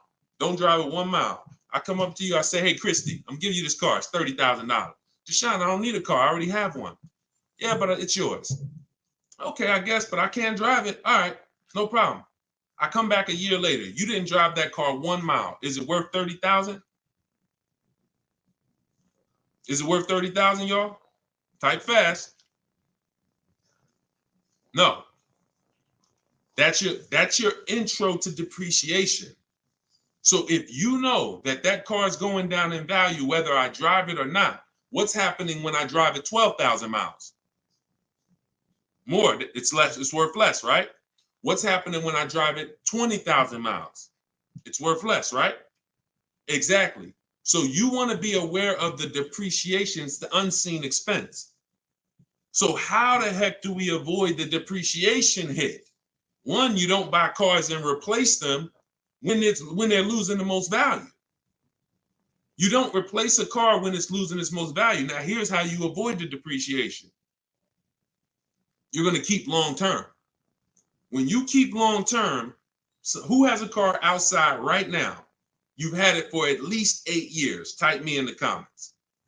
If you have a car not at least 8 years, type me in the comments. Now watch this. I see you, Simply Cam. Okay, I see you, Rob. 9. Okay, I see you, William. I see you, Jay Malone. Okay, could everybody hit that share button if you're getting value out of what we're doing? If you've been on a broadcast, this is what we do. No one's having these conversations with you. Share, because your friend will be mad if they find out you've been listening to me, using this stuff, saving money, and you didn't tell them, and they out here getting killed. Tag one friend, they'll thank you. When you consider the fact that those of you who are on here who said, Deshone, I got a car out there, I've had it for 9 years, 10 years, a year from now, that car is going to be worth about what it's worth today. That means you won. That's the long-term purchase. That's the keeper. You got to ask yourself, step one in my book. Step one in my book is the most important question. My book is called Cars from Home, 7 Steps of Saving Time, Money, and Avoiding Dealerships. It's a digital book because I update it as the market changes. 7 steps. Everything I'm going to teach you is out of those 7 steps. The first one is the most important question, which is, how many years are you keeping the car? If your answer is 8, then I created something called the 8-year rule. You should be buying your cars because your goal is to get to the point where you're like these people that I just asked. The book is in my TikTok bio. Somebody said, where can you get the book? It's in my TikTok bio, 75% off for 30 minutes, which normally $97, but for everybody on here, you can get it for 75% off for 30 minutes in my TikTok or my Instagram bio, or you can go to deshonesbook.com in the comment section, or you can scan the QR code if you're watching us on TV. So you have to really focus, unseen expense. See, why do I have to spend more time educating you on the unseen expense? Because it's the unseen expense. When you just said, when you just did this math with me and said, Dad, I'm losing money, and I haven't been trained to see the money I'm losing. That's why you'll go buy a car and replace it in a year. Because they're switching your payments. They're not switching. They're not telling you the fact you lost $7,000 of value. They're just going to manipulate the loan, put you on a car payment you can afford, and get you to sign off on it. We're done. You're going to understand these numbers because cash buyers would never do this. Cash buyers, if you paid 30 for a car and you came back in 2 months and they said, look, we can only give you 24, you wouldn't do the deal. But payment buyers, you're the one they fool. You're the one who can't see the money. And that's why I have to teach you to see this. So this is where you want to be. Either I'm going to keep my car 8 years. Now, some of you said, well, Deshone, I'll buy used, so I don't have to take that depreciation. But I'm going to tell you something. Buying used is not going to, when you compare, that's not the solution. Buying used or new is for long-term people. 8+ years. Buy new if you can afford to buy new. Buy used if you want to knock 20, 30, 40, 50% off your purchase price and you don't need the latest and greatest. Doesn't change that if you're buying, you should be a long-term person. If you are not an 8-year person, you should be shopping for great lease deals. And I'm going to tell you why. Look at Danielle. Look at Danielle. Danielle leased an Audi, $44,000 fee. And I'm explaining to y'all why you've been taught, well, I'm going to buy used, so I ain't going to take that type of hit. But I'm going to tell you, I'm explaining something to you real quick on how that's not the answer. Leasing is the answer. She leased an Audi A3, $44,000 vehicle. She's paying $550 a month, and she gave her first payment. She said with her first payment down. Now we're going to not use down payment anymore as a term. We're going to start saying total out of pocket. We want to eliminate down payment. Down payments can be flipped up. Sometimes you say I'm going to put money down, they don't include your tax. So we like to use total out of pocket. But she gave him $550, she drove off. That vehicle, she's driving a brand new A3. Now I want you to picture this. Danielle pulls up to somebody who's driving the same exact car, but they bought it. Every $5,000, some of you know, is about how much a month. I talked about it a little while ago. Some of you might have seen the video where I said it. Every $5,000 on a purchase, on a loan, is about how much per month. Let's see if anybody knows. Okay. I can't wait too long. We got to type that $100. And again, I can't sit here and act like most of y'all aren't new to me. So I'm not going to assume you have even seen any of my previous broadcasts. So I'm just going to tell you the answers. Yes, Susan, $100. So it depends on the interest rate. 5-year loan, that vehicle right there, $44,000 will cost somebody about $950 a month. You see why we don't have to wonder why people who have $1,000 car payments? It's not that hard to see. They're buying their cars. So now, Danielle pulls up in her Audi. Let's stay with the scenario, right? Danielle pulls up in her Audi, 44. She's paying $550 a month. Somebody next to her pulls up in the same exact Audi, same exact car. They're paying $950 a month. Now, third person says, I buy a used one. And you can replace the Audi with anything. Doesn't matter. You could be a Rolls Royce. The scenarios are not going to change. Could be a Honda Accord. Somebody pulls up and they bought a used one. So instead of 44, let's say they got a good price on one. Say they bought one for about 28, 29. Found a good price one, 3 years old. So they're pulling up in a 3-year-old one. And what I just say, every $5,000 is $100 a month. So what's their car payment if they paid 29? Almost 600. You see what I'm, so now let's just talk about what we're driving and what's coming out of our household so we can hammer this home.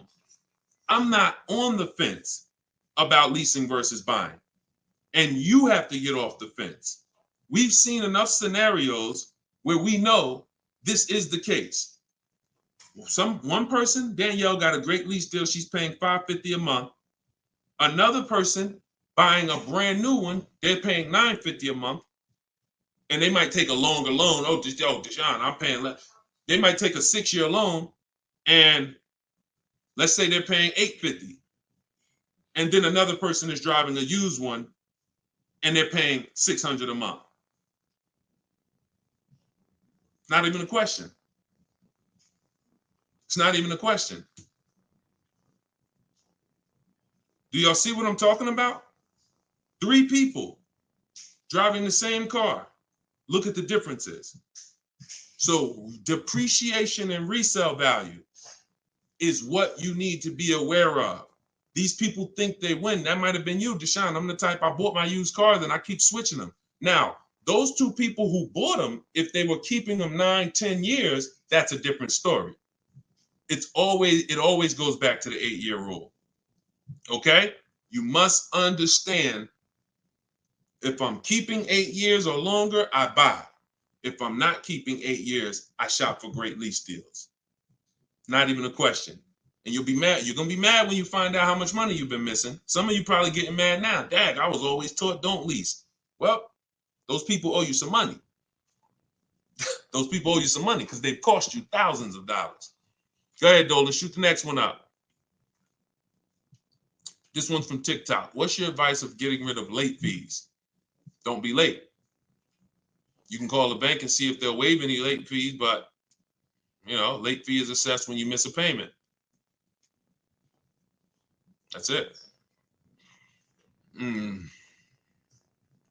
TikTok, does my credit have to be top notch to purchase automobiles with 0 down? No, it doesn't. It needs to, listen, when you are, hang on 1 second, y'all. Hang on 1 second.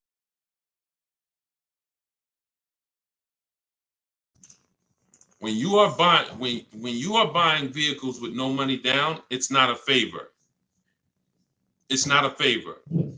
There's only 2 people who can't get vehicles with no money down. And that's people who are trying to borrow too much money, usually have negative equity that they're trying to roll over, and people who have, your credit is too bad and you can't get financing. But if you go through a company like Limbuzz, this is who we recommend in my book. I recommend this company, Limbuzz, who will work with people with challenged credit. Then you won't have to deal with that. The whole point is controlling your own financing. You want to control your own financing. Now, we don't do that by getting pre-approvals. We do that by getting multiple bids. We do that by finding our car and then letting banks bid. I know you may have heard, I don't want any hard inquiries. You don't want hard inquiries until after you found your car. Once you actually find your car, it's okay to get multiple banks to give you a hard inquiry. And they allow this. Experian has an article where they talk about the rate window. You can actually have multiple people run your credit in a short period of time, but no money down is not a favor. It's not something you did me a favor. It's definitely not a deal. See, because if I gave you a car, it's worth $50,000, but I charge you $60,000 for it, and then I say, well, you don't have to do no money down. Is that a deal? I gave you a car, it's worth 50, but I charged you 60, but it's no money down. No, absolutely not. So no money down has nothing to do with a deal. The only people who can't get no money down are people who it's usually a case of you have too much negative equity. You're bringing over from your old car and you're messing up the loan to value ratios. That's usually the cause, because a bank won't let you finance 40,000 on a car that's worth 30. They won't let it. Go ahead, shoot the next one up, Dolan. This one's from YouTube. Deshone, so does it make sense to get a car to have over? Oh, absolutely. Absolutely. This is all you should be doing. If you are a long-term person, listen, whose car is a keeper outside? You have a car outside, you've had it for 8+ years outside. This is exactly the goal. This is the goal. You want to actually be planning on that. Because when you actually have your car for more than 8 years, when you know you're going to keep your car for more than 8 years, you do things to make sure, like we do a longevity check. This is step 4 in my book. One of the things we do when we know we're buying a car we're going to keep, we got to go to Google and we got to see what the data is on the car we're shopping for. It's very simple. I type in the year of the car. Very important. You can't just type in Nissan Sentra, longevity. You got to type in the year. And then you're going to type longevity to see what the actual data says on the car. We skim those websites. It'll tell us if the car has transmission issues. It'll tell us if people report that this car has, is reported to last not as long as most cars. So these are the things that we do when we know we're keeping a car 8 years. But if you're not thinking about this, then you're not going to do the things to guarantee, because you could have a goal to keep a car 8 years and then the car you bought is not known for lasting that long, or is not known for, being reliable at 8 years. So that's why it's the most important question right up front. It's not just for leasing versus buying. It's for programming yourself that this is a long-term thing. I want to make sure I get the right car. I'm not going to get a car that doesn't satisfy my needs and my wants when I know I'm keeping it a decade. You understand? That's the whole thing. But absolutely, plenty of people on here keep cars more than 8 years. But there's plenty of people who don't. Those are the ones who need to stop buying and start leasing. Go ahead, Dolan, shoot the next one up. TikTok, what are the best leasing companies deals out there to get out of negative equity? Oh, wait, we just had 2. We'll do this one from TikTok first, and then we'll shoot that next one up. What are the best lease companies deals to get out of your negative equity? It's hard to say that because great lease deals aren't advertised. So when you see any of the deals, you see Danielle's deal, you see, look, Freena's deal. In this particular case, she just got this Jeep Grand Cherokee, $579 a month, $65,000 vehicle. She didn't get that negotiating. She got that by getting bids. So when you get these great lease deals, they're not advertised. There's no one who's raising their hand saying, we'll do this deal for you. That's not the way it works. We shop the market. Now, if you're doing it my way, you're sitting at home and you're getting offers. In my book, Cars from Home, I have all the scripts that teach you how to get offers on cars in literally minutes. So you'll be getting your best deals on these cars. It's going to take you hours. It's going to take you minutes sitting at home, wherever you're at, to get these deals. Once you see that if you're moving a lot of negative equity over 5, 6, 7,000 and you don't want to do any money down, you're going to typically need a car that has higher rebates. So it's no way to know that, because we just don't know what the lease deals are going to be. So I wish Freena didn't know when she was shopping for this Jeep that it was going to be an incredible lease. Greg didn't know. We don't know until we actually go out there, because we don't pay attention to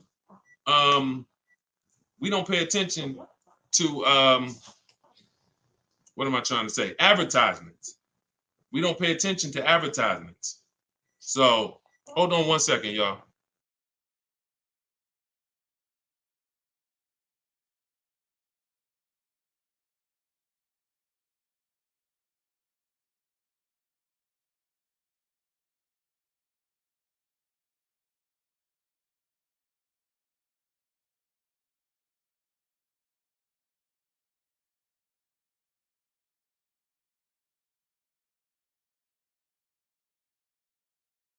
All right, we don't pay attention to advertising.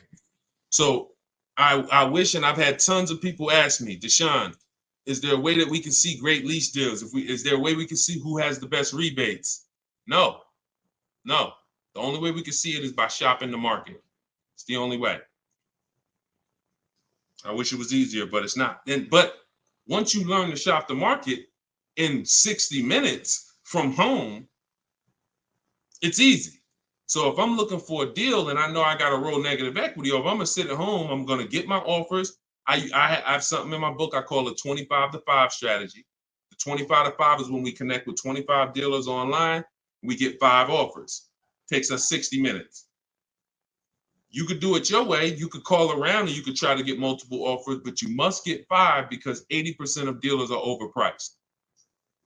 That's my way's better. Eric Pitts, this one's from TikTok. Can I use the bidding to refinance a car loan? I have good credit now. 100%. 100%. They give you a window. Now, you should only need 2 days, tops. You Google every single, and let's talk about refinancing. Let as many people bid as possible. You got a window of 14 to 45 days. You'll be way under that. It'll weigh as 1 inquiry when you finalize the loan. It'll weigh on your credit score as 1 inquiry. But you must do it because, y'all, why do you think there's companies that just want to loan us money? The money business is very lucrative. There's companies and banks and credit unions that only want to loan us money. They don't sell cars. That should be a hint. There's a lot of money in lending. So what we need to do is take shopping our loan rates seriously. We separate our transactions. So listen, let's stay focused here. You're gonna now call your bank. You're either go on their website, your credit union, or go on their website. You're gonna look for online lenders. Go on their website. You want as many people as possible competing to make sure you save all the money. But I'm going to give you a very important caveat here that you want to keep in mind. Everyone that loans you money wants to loan you more for longer. The longer you have a loan, the more money they make. So what they're going to do is they're going to show you what it looks like if you take a long loan. You've already paid for a year or 2. I don't know how long, but you've already been paying for some time. Once you take another long loan, now you've essentially defeated a little bit of your purposes because you're going to give some of that money back in interest. Take the shortest loan that you can afford the payment on with the new interest rate. So if you were paying, let's say you had a 6-year loan at 11%. When you refinance, don't refinance into another 6-year loan at 7%. Refinance into like a 4-year loan at 7%. Whatever that payment is that you say, all right, I could afford that payment. Because they're going to try to sell you on the low pay. Well, if you do 6 years, you could pay $300. Yeah, but you can always pay it off earlier. Don't fall for that. You want to make sure you look at what's the lowest, shortest term with that new interest rate so you can get that loan out of there faster. Okay? That's how you do it. Good question. Shoot the next one up, Dolan. All right, so this one's from YouTube. Milton. So back in 22, I purchased my dream truck. 2023 GMC Denali, brand new. I don't depend on trading it, and my monthly payment's $1,095. Let's not forget the truck is $83K. Am I paying too much money? Well, I don't know how long the loan is. So you could be paying $1,095 for 8 years. You could be paying $1,095 for 5 years. You see what I'm saying? So that's why payments are not always the important payments. How much did you pay for the truck? You understand? See. It's the price of the vehicle that we focus on, not with leasing. I don't want to see what you got to be. And this is why I want you to have my book, or you got to be locked into what I'm saying, because I'm talking to a lot of different people on here, and your scenario is not another person's scenario. So you can't hear what I'm saying when I'm talking to Milton about purchasing and think, well, I'm shopping for a lease. He said, don't focus on payment, No, different. Different. Okay? So when we're talking about purchasing, the most important thing is how much we paid for the asset. Now, I don't know what you paid, and I don't know how well you shopped. I don't know. So there's no way. And here's the thing. The way we buy cars is by design. We don't know. When you start getting bids and it's done, I'm going to just assume, let's just say, I'm not going to look at your deal and dissect it because I don't have enough information to do that. And plus, if the deal wasn't good, what good is it what good is me? It's your dream truck. What good is it me? I mean, what good am I going to do telling you overpaid for it anyway? So let's not ask questions that could lead to hurt feelings and long-term remorse for our dream truck. But for the rest of you who are shopping and for the future, because Milton, your family's going to shop, you're going to shop again in the future. The way you've been taught to shop guarantees you never have price assurance. Price assurance means I don't have to ever ask if I could have paid less because I got bids. Negotiator, if you're not a good negotiator, type me in the comment section right now. Deshone, I'm not a good negotiator. I hate it. I don't like it. I'm an introvert. It's not for me. I feel like I always get the losing end of the stick. I just feel like, people take advantage of me. I'm too soft-spoken. Whatever reason. All right, Susan, I see you. All right, Christoph, I see you. All right, Jay, I see you. Okay, so when we look at negotiate, I'm a good negotiator. I did it for a living. But one thing I know about negotiating and why I will never shop this way, and I don't want you shopping this way, is because you cannot get price assurance. You can't guarantee you pay the least price when you're negotiating one-to-one. When you go into the supermarket and you see you're getting spaghetti sauce, there's 7-10 companies trying to sell you spaghetti sauce. They're all like, hey, this week Prego, I'm on sale. Vitellini, I'm on sale. Hey, Ragu, they're competing. Everyone competes for our business except car dealers. Everyone wants to compete. So the reason why we can spend money on these other items and we never have buyer's remorse is because we've seen so many options. Y'all get it? We've seen so many options. I knew I didn't overpay. If I told you right now you got to go buy a 100-inch TV and you got to guarantee you don't overpay for it, you're going to be like, Deshone, I can do that. Why? Because you know where to go. I'm going on this website. I'm going on this website. I'm going on this website. I'm going to guarantee I get the best price on the TV. I'm telling you, bring that same thing to your car shopping. That'll eliminate your buyer's remorse. That'll eliminate you ever asking, did I get a good deal on this? Hey, did I overpay for this? Hey, could I save more money on this? Get multiple offers eliminates it. And there's no other way to eliminate it. Okay? So don't worry. I'm sure you did well, Milton. Enjoy your truck, man. And just know that whatever, I'm going to get better for next time. I'm going to make sure my family knows that they never got to ask this question. Every vehicle I buy, I'm going to make sure that I get bids, multiple dealers. I'm going to get enough bids to guarantee that I teach to get 5. In my book, I have a strategy, 25 to 5 shopping strategy. This is for new cars and leases. We connect with 25 dealers online. You're using all my scripts. You're using everything I tell you to type, copy and paste in my book. And you're going to get at least 5 offers, 5 to 7. Once you get those offers, you're going to see about a $3,000 to $5,000 spread minimum.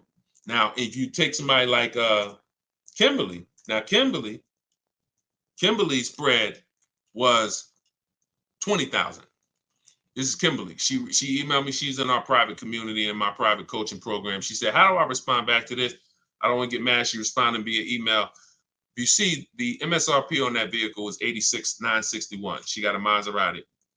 Selling price was $66,261. $20,000 discount. This is why we don't get happy about any discount until we see all the offers. Because if she would have saw a $10,000 discount, Deshone, I'm saving 10 grand they're offering me. Okay. Is that the lowest bid? Well, no, I mean, but I just walked in. The dealer said they're going to give me 10 grand off. See how we could lose? We don't know what the bottom is. But when she gets her 5 to 7 offers, now she ends up saving 20 grand. It's different for every car. But if you don't get 5 to 7 offers, you won't truly know the bottom. And she's guaranteed. She has that price assurance. So we got to get bids. You could do it my way, which is the easy way, 60 minutes from home, using my scripts for new cars and leases. Different strategy for used cars. Or you could do it your way, which is calling around, stay in your house, call, talk to some sales managers, get 5 bids. It's up to you. But you get my book for 75% off. Get your copy, 75% off in my TikTok bio, and you'll have all my scripts. You use them for the rest of your life. All right, go ahead. Shoot the next one up, Dolan.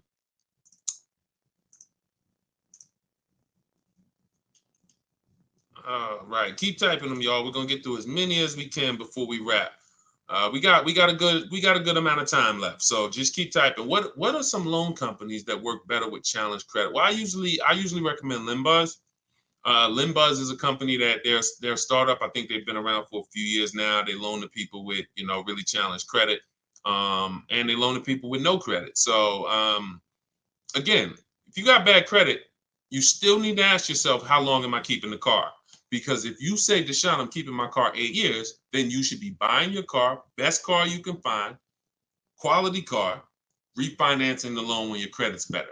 If you say, Deshone, I'm not keeping my car 8 years, then you should be buying the least expensive car you can get a loan on, driving it for 2 years, that's your sacrifice car, and then flipping out of that car into a lease. So the most important question is step one, always. It doesn't matter if you have good credit, bad credit, high mileage driver. The reason why in my 7-step program, the first question is, how many years are you going to keep the car? The 8-year rule question, that doesn't change. Doesn't matter who you are. Doesn't matter what your scenario is. 8-year rule is the question you ask yourself first to determine if this car is going to be a long-term purchase, in which case, buy it, great car, refinance later when my credit's better, or short-term, not keeping 8 years, but I don't qualify for a lease right now. So therefore, I'm going to buy the car, buy an inexpensive car to prevent a lot of negative equity later, because some people, you end up buying a car, $30,000, you're paying a high interest rate. You go to switch that car in 2 years into a lease, you're going to have a bunch of negative equity unless you put a good amount of money down. So to eliminate that, we sacrifice in the short term, drive a car, $10,000, $12,000, $14,000 car, and then we switch out of that car in 2 years for a lease. That's the plan. Here's a plan for everybody. You just got to know what your plan is. And if you come to me, I'll give you the plan. I don't even want your plan. I just want your goal. If you come to me and you say, Deshone, this is my goal, I want a car, I'll give you the plan. Okay? Work my plan until it doesn't work. Trust my plan until it doesn't work. But I've been blessed to have 7,000, 8,000 people between our book buyers and the people who are in our video library, my coaching program. Since 2021, we've helped almost 8,000 people. So we're fortunate to know what works all around this country.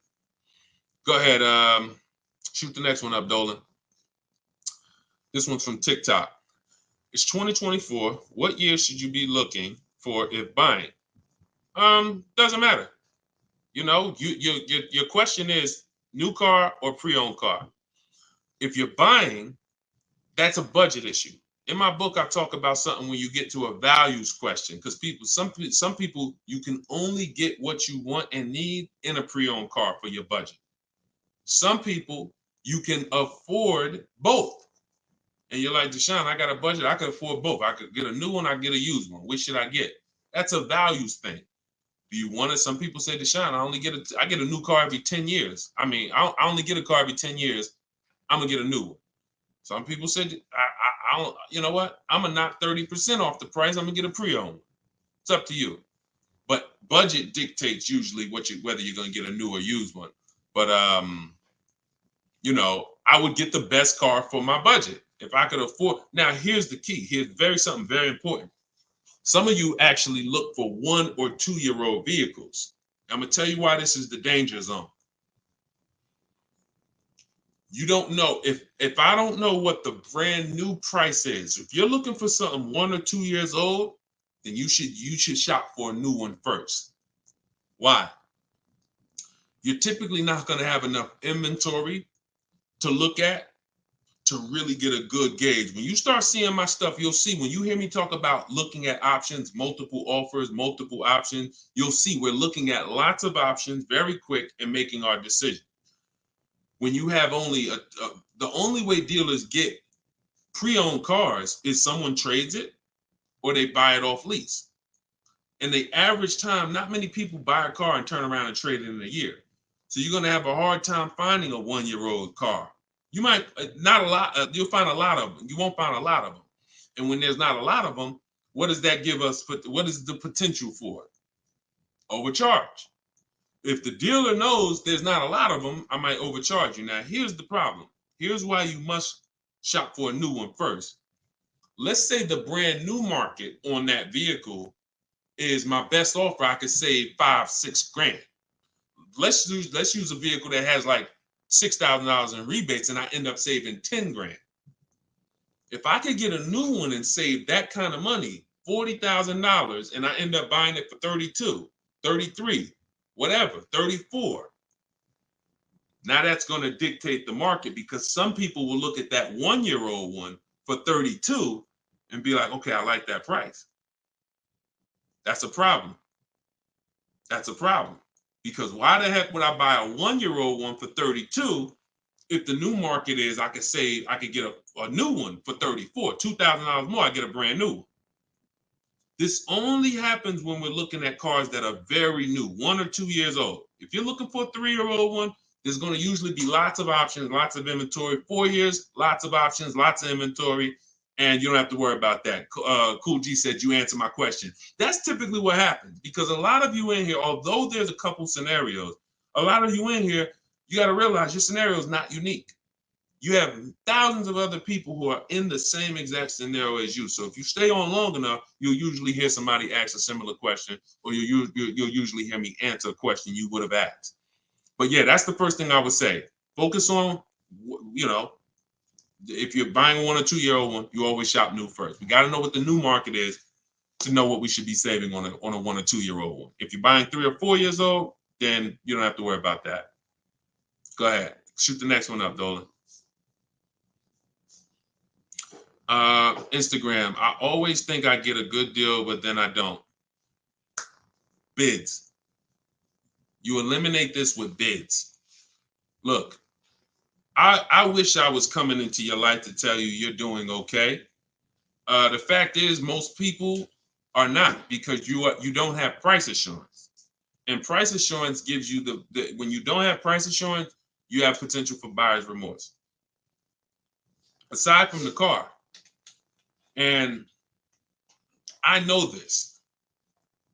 Look, I'm a nice guy. I consider myself to be a nice guy, but I'm in the bad news business because I'm not meeting you telling you you're doing good and then, oh, you're doing so good, but I want to help you do better. I'm meeting you telling you that 99% of what you've learned about buying cars, leasing cars is wrong. And not only is it wrong, it's cost you thousands of dollars already. Now you get to decide from this day forward, are you going to change the trajectory of the finances that you pay for cars? You get to make that decision. But you got to admit you need help. You got to admit you're not doing as good as you would have hoped you were doing. And if there was 80 people out there teaching what I teach, then God bless, that would be a shame if you didn't tap into one of them. There's not. I'm one of the only ones that teach in this way. A lot of the stuff that I teach, I created it based on math and looking at thousands of scenarios, leasing scenarios, buying people who buy their leases and creating and seeing where these people get jammed up. And now that information is available for you now. But in order for you to actually win, you have to admit that I need that. So if you think you're doing bad and you're like, yo, I'm done doing bad. This guy is here. He helps people. He's got proven track record. I got over 2 million followers on social media. I'm a very public person. We've been around for 3 years. if my stuff wasn't working, you would have heard it by now. But we have hundreds and hundreds of people, if not thousands, that have actually used what I teach to eliminate that statement you just made about, I think I got a good deal. You're going to sit at home, you're going to make people bid for your business, and you are going to know every single time that you paid the lowest price for the car, that you got the best interest rate, and that you got the most money for your old car. That is what we're going to do. All right, but you take the action. You could tap into live videos, or you could say, Deshone, I'm going to get your book. It's 75% off. It's a digital copy, which means anytime something updates, I update the book, and you got the new version, and you got all my strategies of how to car shop from home for the rest of your life. All right? I hate to see that, but I'm doing what I'm supposed to do. You see what I'm saying? I hate to see those messages, but I know I'm doing everything that God has put me here to do to stop those messages from coming. The rest is on you. All right? Go ahead, Dolan. Shoot the next one up. This one's from TikTok. I owe $20,000, paid off interest, 6% APR. Do you recommend to refinance?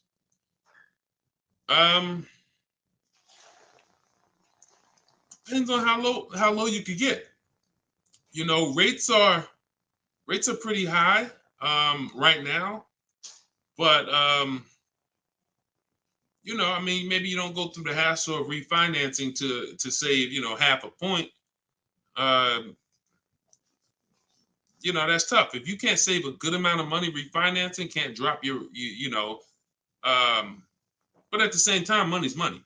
So if I could save 1 point, that might save me $500 on my loan. You know, 1 point on my interest rate might save me $500. So, you know, I wish it was a site that shopped. In fact, we you know, maybe in the future there will be. We're working on creating something like this where you actually can, you know, have these banks just automatically tell you through a soft credit approval what the rates would be, so you don't waste your time. But that's tough, especially because we're in a season right now where rates are high. So I mean, you might find out that you know, based on where rates are right now, that's actually a pretty good rate. In which case, it wouldn't make sense to refinance. I wish it was easier. Trust me, some stuff I wish was easy. The products don't exist. The websites don't exist. So anytime y'all see me talk about stuff like that, like, it's because these things don't exist yet. And, you know, one day we hope to create them. Go ahead, shoot the next one up, Dolan. Great question. Great questions today. Absolutely, Matt. Yes, it would be great. That's why we're working on creating it. Okay. Yep. Come on, keep typing. We got a good we got a good amount of time left. We're going we'll probably stay on for another 15-20 minutes or so. When is the next time? Oh, when is the best time to purchase a car? Eric, I'm grateful for this information. My pleasure. That's what I'm doing. And listen, shit, look, could y'all run the likes up on TikTok? Tap the screen. If you're getting value out of this, before we answer this question, if you are getting value out of what we're talking about right now, type a $. Type a $sign if you're getting value out of what we're talking about. Y'all gotta understand something. Your people are out there suffering. They're losing. Look, in a nice way, I'm telling you, and you are saying to yourself, the more you hear me talk, the more you're saying to yourself, Dad, I've been doing this thing I've been doing this thing wrong. You were taught that. So you saying to yourself, if I haven't been doing half the stuff Deshone is talking about on this broadcast, I could only imagine how much money it's cost me. That's all going through your mind. That's fine. But you're in a place where you can now take action and change. Your friends are out there right now at car dealerships losing. This broadcast doesn't grow unless you tell them. Unless you tell your coworker, hey, you buying a car? Hey, you go to Deshone the Auto Advisor page. He does these live shows. Get your questions answered. This is where we have to get to. This is where we have to get to if we're going to really make a change besides, you know, changing our own bank accounts. That's the goal, but then we go and we help others. So I'm glad to see a lot of people getting value. All right, so let's do this. Let's answer this question. This one's TikTok. When is the best time to purchase a car? So this is marketing. Marketing wants to tell you there's a best time to come in. Now, imagine you own a business where the customers are so trained that they come in the same time every month, no matter what. That's the end of the month. So the car business has, through years and years of marketing, told you the end of the month, the end of the year, best time to buy a car. Imagine that. You got a barbershop and everyone knows end of the month come in, you just get a line out the door. But the fact is, there's no better deals being done that day than shopping multiple offers throughout the month. Here's why. They've told you, well, dealers want to make their numbers. Well, dealers are trying to make their numbers from day one. And when they see, we used to look up sometimes and we knew we had to do 250 cars for the month, 325 cars for the month. We look at the books, it's the 9th of the month, we only got 30 cars sold. What do you think is happening? We're getting a little nervous. We're not pacing to hit our numbers. Opposite end, I've seen months where we are ahead of schedule.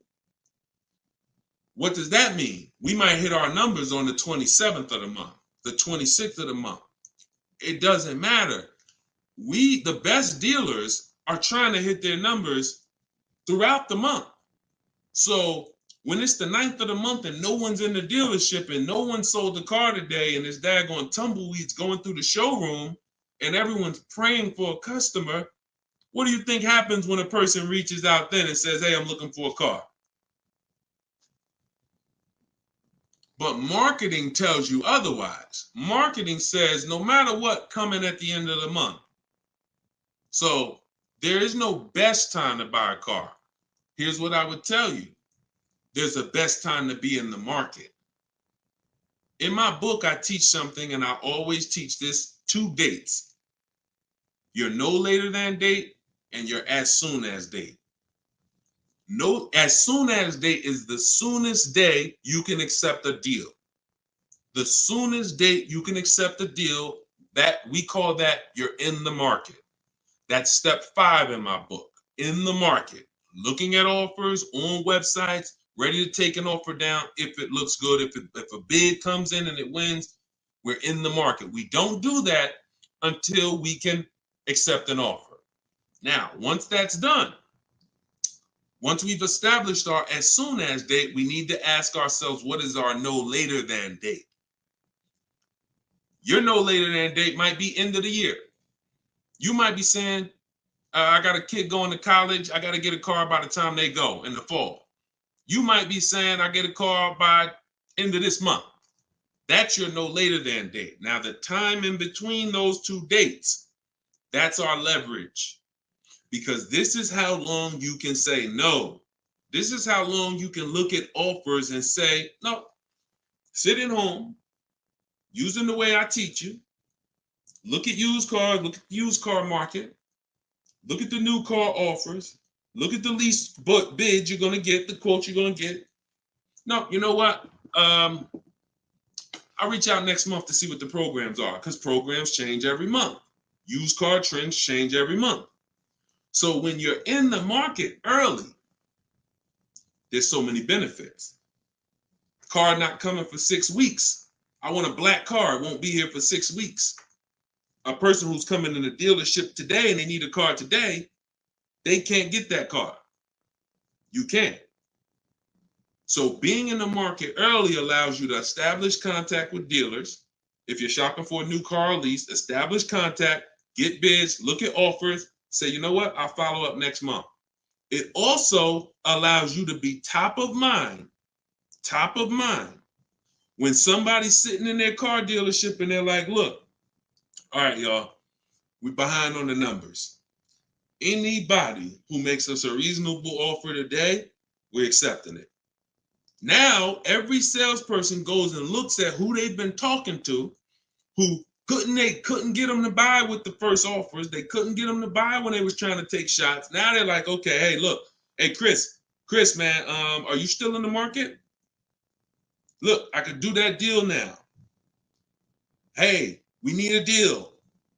See, when you take advantage of what I'm telling you and you start to understand these 2 dates that's in my book and that you'll hear me talk about, you'll understand that sometimes our best deal doesn't come in the first month. When I was shopping for my mother's Mazda 3 years ago, when she got her lease, I entered the market in October. I was looking at the offers. I didn't like them. Next month, I looked at them again. Didn't like them. December came. Dealer I've been talking to said, hey, this is the new programs. I got this car. This is what I could do. We got a deal. Couldn't do that if I waited until December to come into the market. Couldn't do that if in October, I needed a deal. So there's no best time, in my opinion, to shop for a car because, as I said, beginning of the month could be a great deal. End of the month could be great. Beginning of the year, when you're talking to multiple dealers, somebody's going to say, I need to sell a car immediately. That's why we do this from home. But the best way to buy a car, in my opinion, is to know these 2 dates and to use that time in between those 2 dates as your leverage to say no. All right? Look, I can't give you short answers. Look, I'm a put that one up. We're gonna go to that question now. We're gonna go to this one on Instagram now. But understand, this is why we have been losing short answers for major 5-figure items. Gotta give you the long version. Because once you learn it, once you see, this is repetitive. Once you get 1 car, 2 cars using the cars from home strategy, you're gonna see. See, that's why when the first time you use this stuff that's in my book, first time you use the car from home strategies, whether you're using them manually or whether you're like, Deshone, I want to use exactly what you say, your scripts, I want to do it your way, doesn't matter. Once you see, I do this over and over. Your first deal might take you 90 minutes, 2 hours, because you're just learning which websites to go to. We don't go, if you don't see me say, go to this website, don't go to it. It's a waste of time. But once you see, you're going to be like, okay, rinse and repeat. You'll go from getting cars in 2 hours to 90 minutes from home to 60 minutes from home to me. I can get any car I want. I can find out the best deal in 45 minutes. Copy and paste. Copy and paste. My Infinity truck I got took me, once we decided what we want, I spent no more than 60 minutes online to make sure I got that vehicle, save 42% off the price when it was new, 3 years old. So this doesn't take you long. That old way that you were programmed to use, that takes you a long time. That's headache. This is 60 minutes from home. That's what I want for you.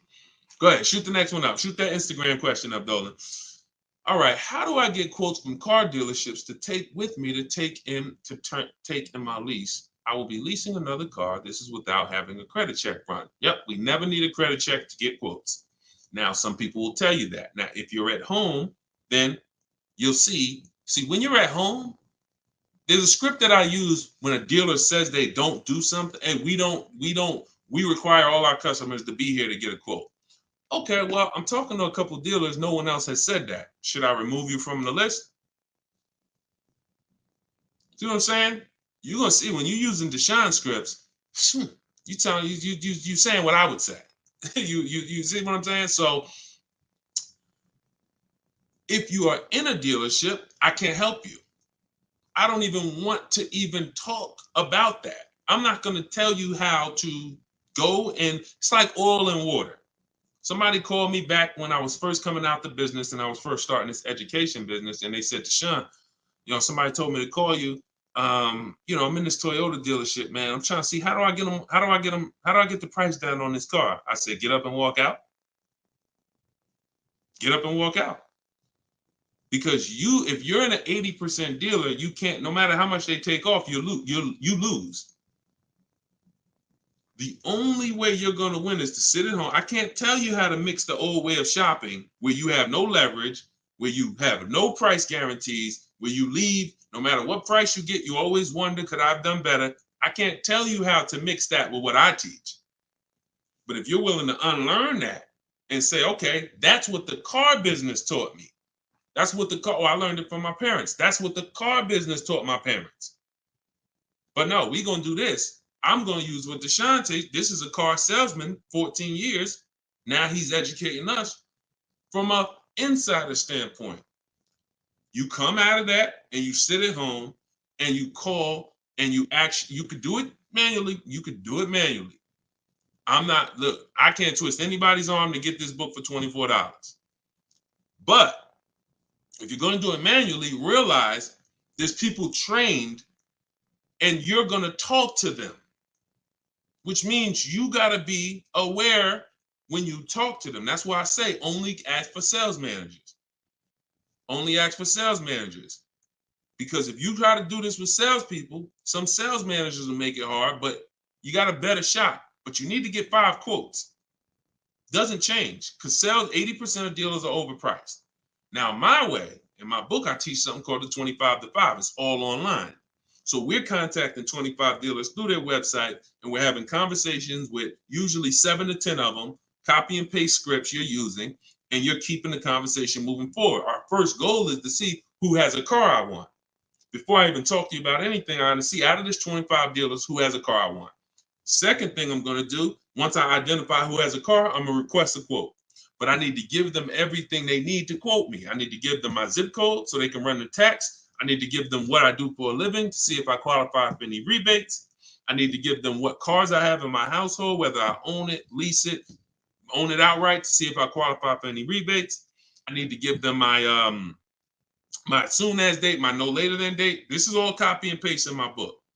So the reason why some of you have a hard time shopping online is because 1, you're dealing with trained people, and 2, you don't know what information to give so that they could even give you a quote. So if you're giving, my book, you're using copy and paste, and we're never talking about credit. It's not even a question. In fact, one of the things we say in one of my templates is assume tier 1. So we're assuming tier 1, getting our offers, and then we are not letting anyone run our credit. This is not just for leases. This is for everything. No one is running our credit until after we've agreed to buy something. We're telling them assume tier 1. If I don't qualify for tier 1 later, we'll talk about that later. But I want to see the price. Tier 1, I want to see the price. And that's what we do. But never if you only way you'll fall for that is if you're in dealerships. Oh, I need to run your credit. You know we can't give you a quote. You run into the wrong salesman who don't care. He'll say anything. She'll say anything. Well, I just can't. We can't give you a quote. We don't know what you're gonna qualify for. Yeah, you could assume tier 1. Yeah, but we had people come in and say assume tier 1 and they just messed it up. So we like to not quote without a credit. You're in the wrong dealer. You see what I'm saying? These people are by design. We're trying to run them out of business. When more people, this is why we're trying to get this broadcast out. Because until more people start shopping online, they're going to continue to do that stuff. See, as more people shop online incorrectly and walk into dealers, they can get away with doing this stuff. But when they know 600 people are going to walk in their dealership over a weekend, Friday, Saturday, Monday, holiday weekend, President's Day, we're going to get 600 people walk in. Why would they change? Would you? Unless you're just a person of ethic, why would you, if you got a business with 600 people come in the door, why would you change? But when we start shopping online and that 600 goes down to 400, and then that 400 goes down to 200, and they see that, we used to get 200 inquiries online. Now we're getting 700 inquiries online. Now everything's gonna move to we gotta do this online thing properly, or we're not gonna sell cars. That's why the future of if you really want to enjoy car shopping, you need to tell friends about what we're doing. Because the more people that shop the old way, it hurts us that are shopping this way. Doesn't stop us from getting great deals. We just got to continually weed through these car dealers because they're like 80% of our people coming in shopping the old way. So, all right, go ahead, shoot the next one up, Dolan. Great questions today. All right, this one's TikTok. I want to buy my sister's car lease after it's done in July. Is that possible? Nope. Your sister, I'm gonna tell you why. This is a common question. Some people want to buy, some people want to, buy their lease and give it to their family member. The family member can't buy it directly because only two people can buy a lease. When you buy your lease, there's only two things there's only two types of payoffs. A customer payoff, which is for the customer, and a dealer payoff, which a dealer could pay. That's it. There's not a third part. So what would happen is they would have to buy the car and then sell it to you. And if there's a loan on it, that's going to be, it's going to take a little time. It's not impossible. It's essentially a private sale. They're buying it, paying the loan, going to buy the lease out, and then they're going to write up a purchase order, and you're going to get a loan. You're going to have to get you're going to essentially have to get a private party loan to buy that vehicle from them, when you could just go and learn to get your own great deal on a used car. See, why, if it was easy, then go do it. No problem. Buy my sister lease. But if I just told you that it's not easy, it's a lot easier for you to just learn to get your own great used car deal, then that's what you should be doing, in my opinion. Because that other way, I just told you what it's going to take. All right? Go ahead. Shoot the next one up, Dolan. All right. Keep them coming. We got a couple more minutes. Let's go. When will you be live again so I can inform my people? Mike, we're working on getting a link in my bio where you could actually just go to that link and get a notification. You'll see it on a calendar. Hopefully we'll have that by the end of the week. And you'll be able to just be aware. Right now, only the people on my email list are going to be notified. But yeah, hopefully in the next about a week, hopefully in the next couple of days, we'll be able to have that where you'll be able to see the calendar and join. All right, so just stay close. Stay close. This is all stuff we're optimizing day by day. Every day we're optimizing this, so just stay close. All right, go ahead. Go ahead, Dolan. All right, TikTok. What if I buy at a lower interest rate with a longer term, but make extra payments monthly? I mean, if you have the discipline to do that, I think if I teach something called the rule of 72 in the 10th birthday. What does that mean? We don't take a loan longer than 72 months under any circumstances, and we have the car paid off by the 10th birthday. So we're not going to take a car that, give an example, why does this rule exist? Because I've seen all the bad scenarios that I've seen, or most of them, exist when people have loans on a car that's older than 10 years, or they have a loan that's longer than 7 years, 8 years, And so when you typically have a car that is, you want to get to a point where the car is paid off so that you can put money to the side for incidental emergencies, repairs, maintenance.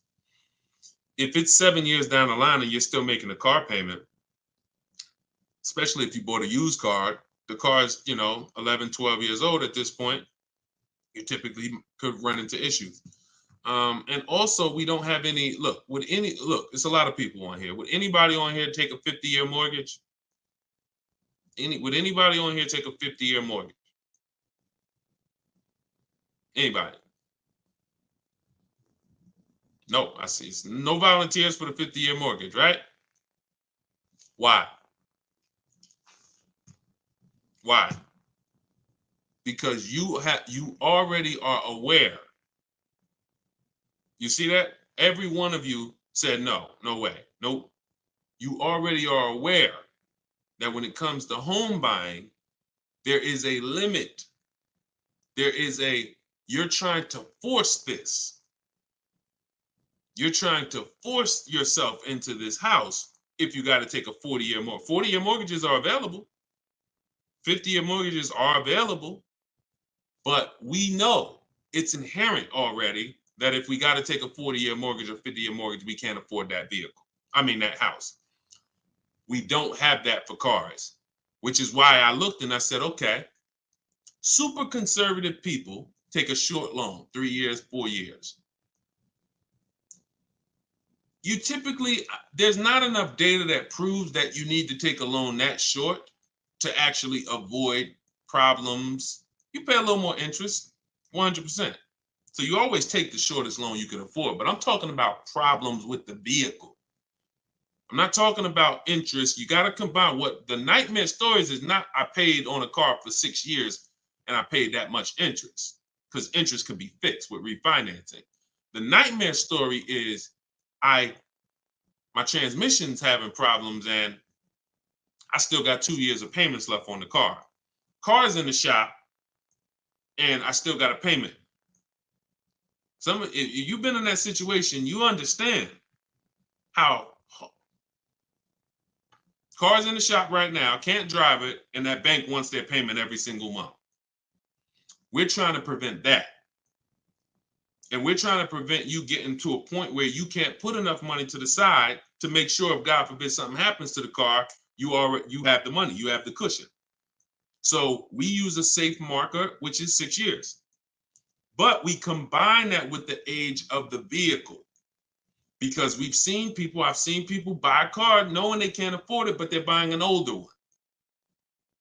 Deshone, I want to get that BMW. Deshone, I want to get that Jeep, that new Jeep. Deshone, I want to get that whatever. Okay. But the one you want, in order to get it where you want it at, you got to take a 7-year-old one. 7-year-old one, you need to pay cash for that vehicle. Why? Because what you're going to do, if you tie a 6-year loan to that 7-year-old vehicle, now that vehicle's 13 years old before it's paid off. So when that transmission goes, or when things start happening because the vehicle's 9 years old, 3 years, now nightmare. So I had to create these boundaries. You don't have to use them. You can step over them. It's okay. But now you know there's boundaries. See, I'd rather you know. If you get my book, you get your copy, you get your book, Cars from Home, you'll see full of boundaries. Full of boundaries. Strategic moves, strategic shopping, ways to look at car. Okay, when I'm buying a used car, I need to make sure the Carfax look like this. I need to make sure that boundaries. You've never had them. So if you step over them now, at least you know you're stepping over a boundary. At least you know you're taking additional risk. See, if there's no speed limit, how do we know we're speeding? Once they put, speed limit 65. Okay, now I know when I step over that, I'm breaking a boundary. So this is what we are bringing to car shopping. Based on horrible circumstances that we're trying to help you avoid. Like buying a car and then it breaks down and you still have a loan on it. So that's the thing. Rule of 72 on the 10th birthday. We don't take a loan more than 6 years. And we have to have a car paid off by the 10th birthday. So if we're buying a 5-year-old car, we can take a 5-year loan. If we're buying a 6-year-old car, 4-year loan. If we're buying a 3-year-old car, then we can take a 6-year loan. Not a 7, because we're not going past 6 years. So we can't have the age of the car and the years of the loan be more than 10. That's going to create a lot less risk. Now you said, Deshone, I can't get the car that I want with a 6-year loan. I can't get the car that I want. That means in our minds, you can't afford the car. You can do what you want, but at this point, if you got to get a 7-year-old car and you got to put a 6-year loan on it, you can't afford that car. You can go do it because you're grown. You can do whatever you want, but you're taking a lot of risk. And that's all I want you to know. So if God forbid something happens, or if it doesn't happen, you're like, man, I made out. That was a little risky. But if something happens, you could say, Dad, took a little risk and I shouldn't have. You understand? All right. All right. We're an hour and 22 minutes in. You know we could go all day, y'all. I really want to continue to all you guys are chatting with a video recording. Slade, you see what I'm saying? This is what I call confidently wrong. You know what I'm saying? Person comes in, you know, look, how you feel, Slade? How you feel? All right, so look, y'all, we'll wrap it up. I will see y'all on the next one. Like I said, in the next couple days, we should have a link in the bio where you'll be able to see exactly when we're live. Jump on. But for those of you who just jumped on, everything that I teach, everything from my videos is all from my new book. It's a digital book. It's called Cars from Home: 7 Steps to Saving Time, Money, and Avoiding Dealerships. No matter what your scenario is, it's broken down in 7 steps. Negative equity, High mileage drivers, you want to lease, you want to purchase, it's the same 7 steps. You just need to learn those 7 steps. And as you use it, you'll see you'll never go back to the old way. You'll never go back to the old way of shopping again. Once you start getting great deals in 60 minutes, 90 minutes from home, making people compete for your business, and you can get your copy for 75% off for 30 minutes. After that, it goes back up to $97. So you can go and you can actually click the link in my TikTok bio, grab your copy, or click the link in my Instagram bio, grab your copy, or you go to Deshone's book in the comment section, or scan the QR code. All right. I see Slade getting comments. Slade, I wanted to see what you was gonna say, man. You ain't, you ain't comment again, man. You know, I'm trying to probably dipped off, man. But anyway, I appreciate y'all. We will be back more for live, and I appreciate you. Tell your friends, go watch Deshone's live broadcast, because we want to peel back the curtain, man. We need y'all saving money. All right. Let's keep unlearning, keep relearning. God bless you.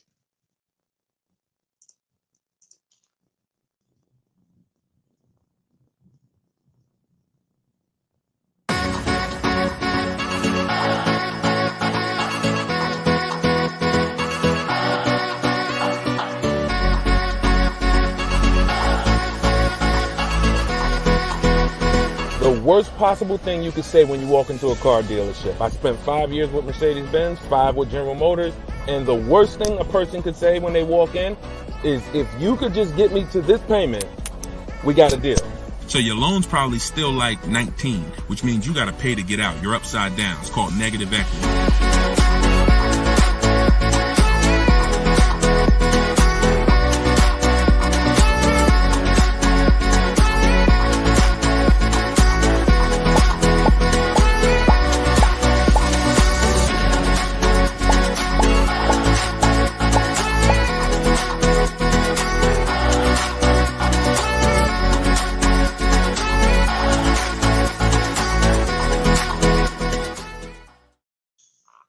Welcome to episode 3 of Car Shopping Questions and Answers. I'm your host, Deshone the Auto Advisor. I am the author of Cars from Home, 7 Steps to Saving Time, Money, and Avoiding Dealerships. I'm also the creator of the Cars from Home video library and the Cars from Home Insider Coaching Program. We do these shows at 12 Eastern Time and 3 Eastern Time live, Monday, Tuesday, Thursday, and Friday. So you can tell your friends. That's when I'm live. We do rebroadcast these shows throughout the day.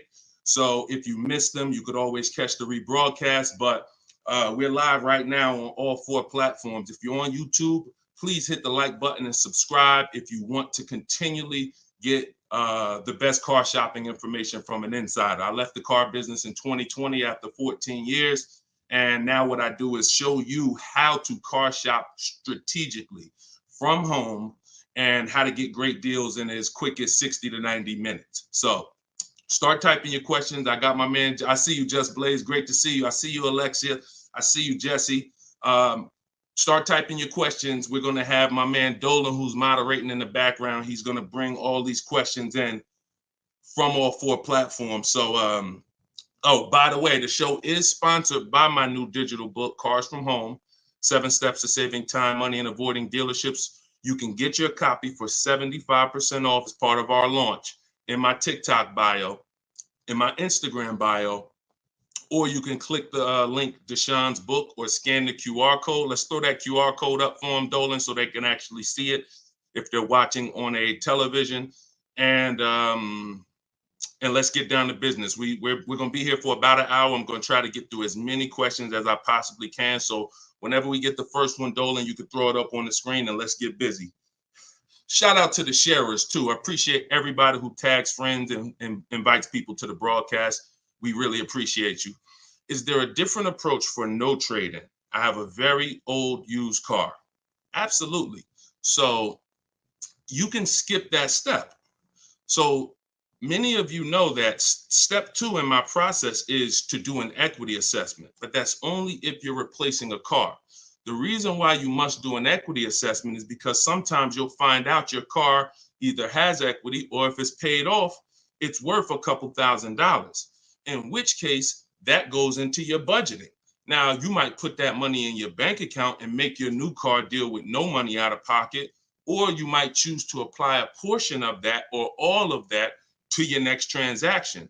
But what I don't want you to ever do is wait until you get to the dealership that you're going to get the car from and then let them be your first offer on your current car.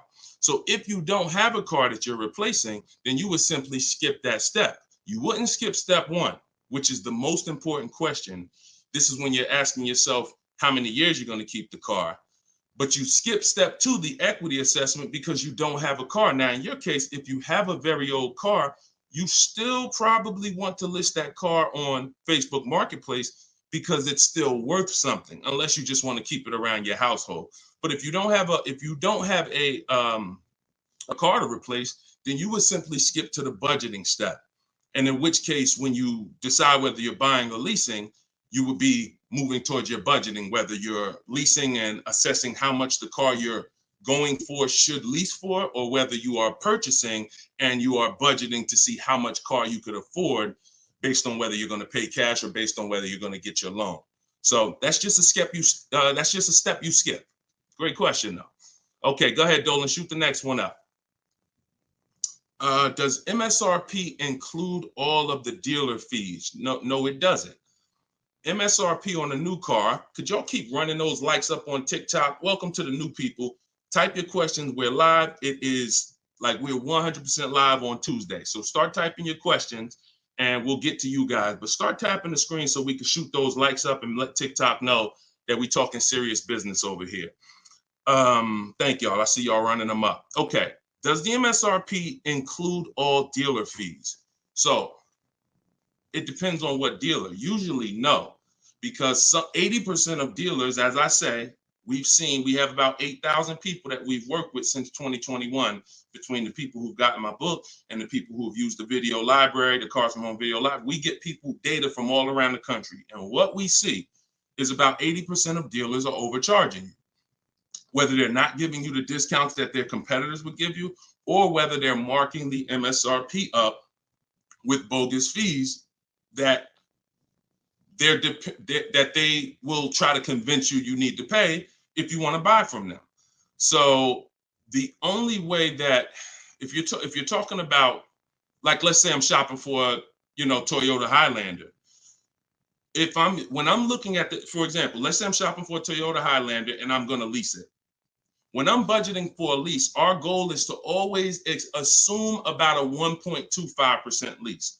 So what I would do is I'd take that MSRP, let's say it's $48,000. I'd multiply that by 0.0125. That's going to be $600.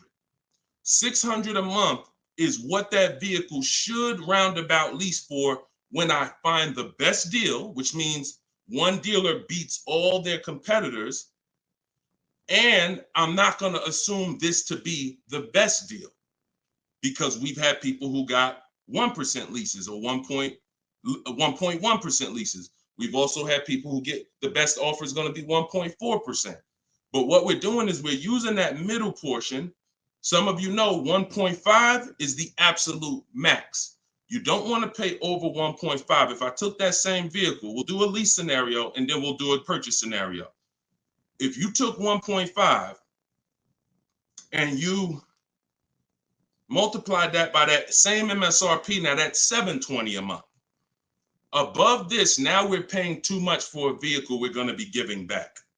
And the purpose of a lease is to avoid the natural depreciation that someone who's buying is going to take, and also to drive a lot of car for the money we're paying. So the lower percentage we pay relative to the MSRP, the better the deal.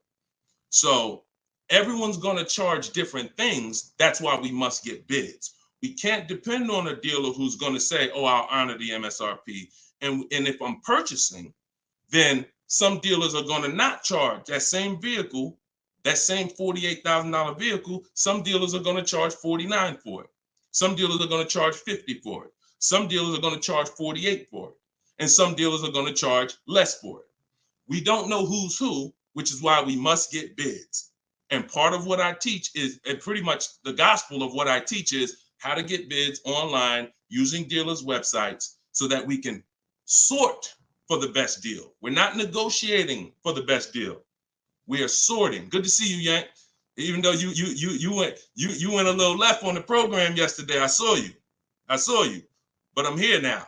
So go ahead, shoot the next question up, Dolan.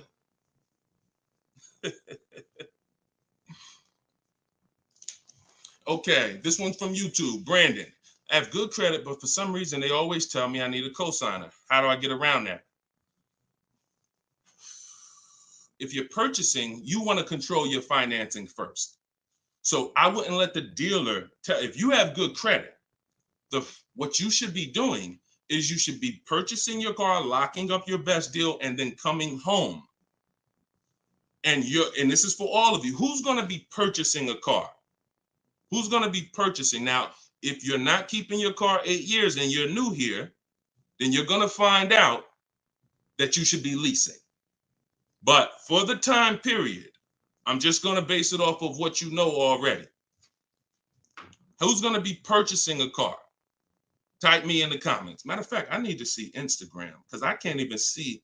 I know, Dolan, you can see it, but I need to see Instagram as well. Hold on. While I'm doing this, y'all type if you're going to be purchasing. Okay, I see you, Brandon. All right, hold on one second. Let me get to Instagram. All right.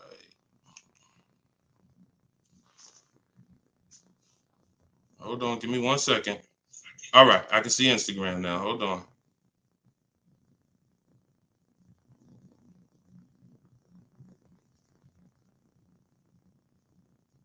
Give me 2 seconds. Okay, here we go. So if you're going to be purchasing, let me mute that. Yeah, I see you. She's like, please see us. I see you, LA Connects. Now I can see you. Okay. So if you're going to be purchasing, then what you're going to be doing is actually getting you're going to get your car. Do not let anyone touch your credit.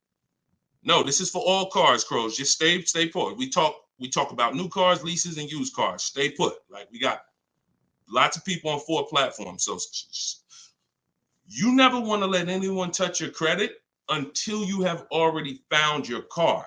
This is the mistake that you make because dealers are going to try to get you to commit to them. And when they try to get you to commit to them, you have to be sharp enough to know under no circumstances are you running my credit before you win the bid. Now, if you're doing it my way, you're not even in the dealer. But once you find your car, you are going to lock that car up. You're going to get a purchase order, a buyer's order. That's that long form receipt saying your information, the car, the price you paid for it, and you're going to take that home now. And that's when you are going to now go online or go to your bank or your credit union's online website, and you are going to now do hard inquiries and let all of these people access your credit so that they can bid for your interest, for your loan. So we want to guarantee we don't pay more than we could have in interest in our loan. So you're going to bring that home. You're not going to let the dealer be your first option for financing. Once you do this, I call this the bank bidding war. Experian lets you do this. The credit bureaus let you do this. And once you do this, you're going to now get multiple bids, go to online. You want to be on Google, online lenders, everybody you can actually get in touch with, and everyone who bids, who does loans, let them have a shot at it. If you do this within the 2 days that I'm teaching you to do it, it's going to weigh on your credit like one hard inquiry. You'll see all the banks listed, but the effects on your score will be the same as one hard inquiry. This is called rate shopping. So you come home, you let them access. Now, as soon as you get the best offer, that's when you are now going to call the dealer who you have the car locked up with. And that's when you're going to say, hey, I got this offer. Now, if you can beat it, I'll give you the business. Okay? That's how you do it. That's how you guarantee. And if you look at that process, it'll work every single time. And your goal is to make sure you never leave any money on the table with a lender. And if you do that with the dealership first, you're going to leave money on the lender and on the table. And you're at their mercy. That's the bank bidding war. All right? Go ahead, shoot, and feel free to ask any follow-up questions. Go ahead, Dolan, shoot the next one up. This one's from Instagram. How do I get out of negative equity? There's 3 ways. 2 of them lead to a car, 1 of them don't. First is you do an equity assessment. The equity assessment is when you call the bank, find out your payoff. Once you get your payoff, you're going to go to, this will take you 20 to 25 minutes to do. Everybody who has negative equity, focus on this right now. You're going to go to CarMax.com, Driveway, Carvana, Kelly's Blue Book Instant Cash Offer.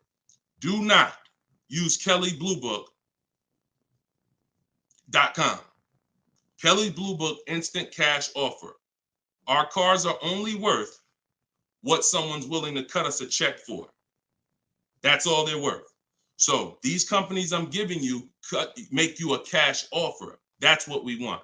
Kelly'sBlueBook.com. Instant cash offer. Car Guru, sell my car, and Auto Nation, sell my car. That's going to get you 6 offers. Now your best route to go is whatever your negative equity is based on those offers. If you can pay the difference, that's where you want to go. If your best offer is 21, but you owe 23, you want to pay that $2,000 and get out that car. Because the second route I'm about to tell you is going to give you a greater amount of negative equity.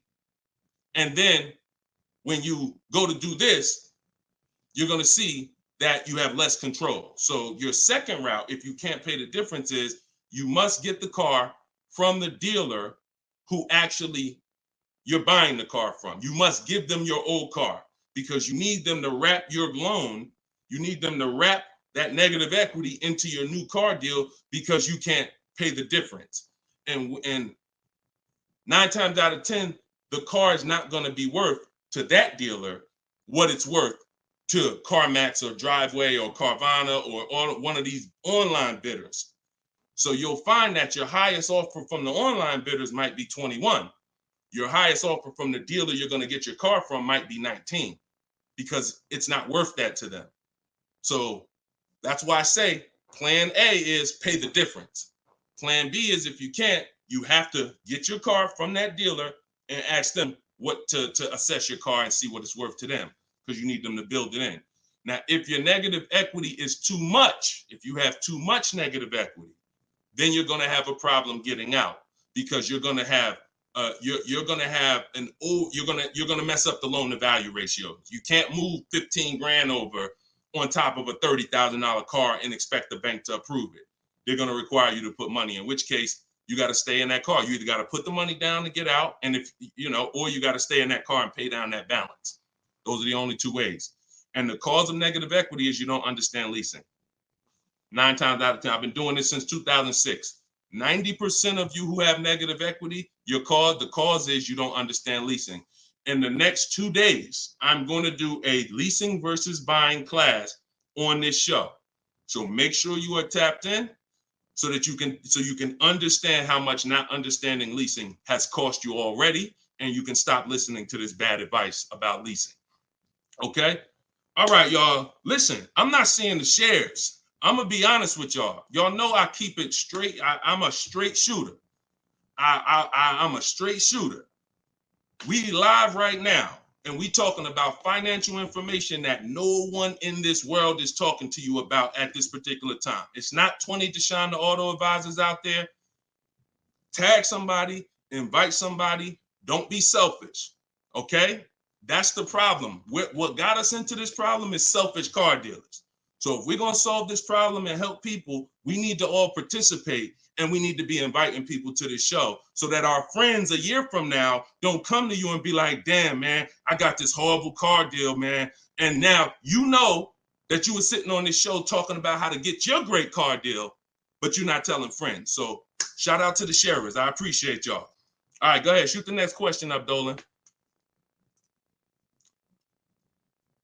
I see you, LA Connects. Appreciate you. Let's go. When I see leases advertised on TV or radio, why do they always have thousands do a signing? Well, this is a similar question. All right, Steve Phillips asked a question from TikTok, and then I see Dreamer asks about advertised leases that she sees that always require thousands down. So you always tell people how to customize your lease. You do not go into a dealer. If you first of all, we only go into a dealer to test drive. If you're shopping for a new car or a lease, you should only be in the dealer for 20 to 30 minutes, and your only purpose to be there is to test drive or to pick up your car because they won the bid. This is what I teach. This is all in my book, Cars from Home, 7 Steps to Saving Time, Money, and Avoiding Dealers. You can get your copy for 75% off. In my TikTok bio, in my Instagram bio, it's a 7-step system for leasing, purchasing, new cars, used cars, everything. But part of this particular way, we shop. Shopping is not buying. And what the car business has taught you to do is mix the two into one. You go shopping to decide what you want. That's the purpose of shopping, y'all, to decide what you want.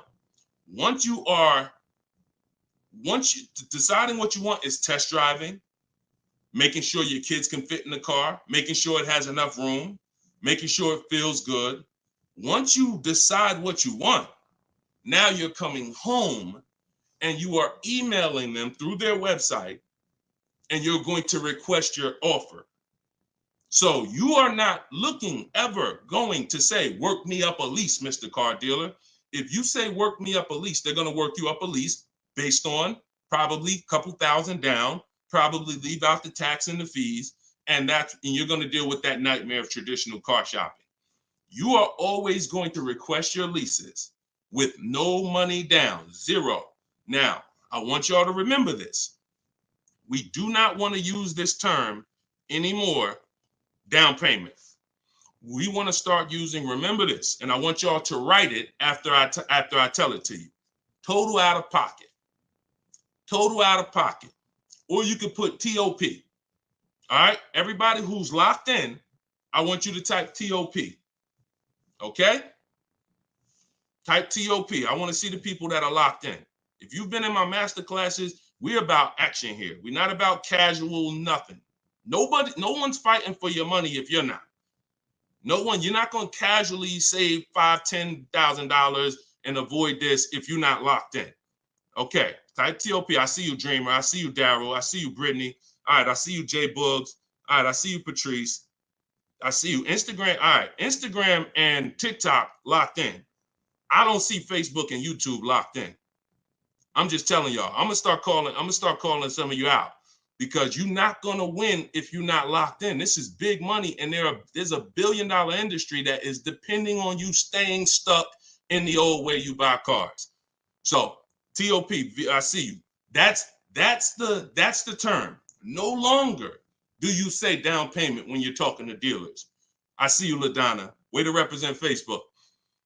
You are gonna say total out of pocket, because total out of pocket means, Mr. Dealer, this is the total amount I'm giving you. Down payment can be mixed up. Down payment can mean, $2,000 down plus tax. $2,000. No, it's different than out the door. More, that's a different term. There is a place for out the door price, but in this particular case, we are using total out of pocket when we are contacting dealers to request our offers. First payment is the only thing we are putting out of pocket when we're getting lease offers. So it does not mean we're not going to add additional money later, but it does mean for the offers that we're going to look at, I need my first month's payment out of pocket, and then you give me your offer. What that allows us to do is divide that monthly payment into the MSRP of the car and get that formula that I was talking about 10 minutes ago, that 1% formula, that 1.2%, that 1.5%. You can only work this with first month's payment out of pocket. So we dictate how we want the quotes. And if somebody says, hey, 2,000 down, you're still going to come back to them and say, hey, please resubmit the quote to me with only first month's payment total out of pocket. See, car dealers, we understand those terms. We know what total out of pocket means, but what we're depending on is that you don't understand what that means. The 80% of dealers are depending on the fact you don't understand what total out of pocket means, and they can just flip it up on you. So that's what we do. It's not about advertisements. Let me show y'all something before we move to the next question. Get the next question ready, Dolan. I'm going to show you a deal that somebody in the Cars from Home library made, somebody who uses my stuff. Don't shoot it up yet. Not yet, Dolan. Hold on. This is Charles. Charles got a Hyundai Palisade. $48,000 vehicle, $48,595. We always request our quotes with 12,000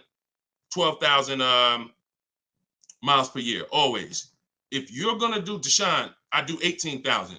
Then you're gonna adjust your mileage after you find your best deal. You're not gonna do quotes for 18,000. Always with 12, and then once we find our best deal, then we're adjusting. But Charles got $597 on a $48,000 vehicle.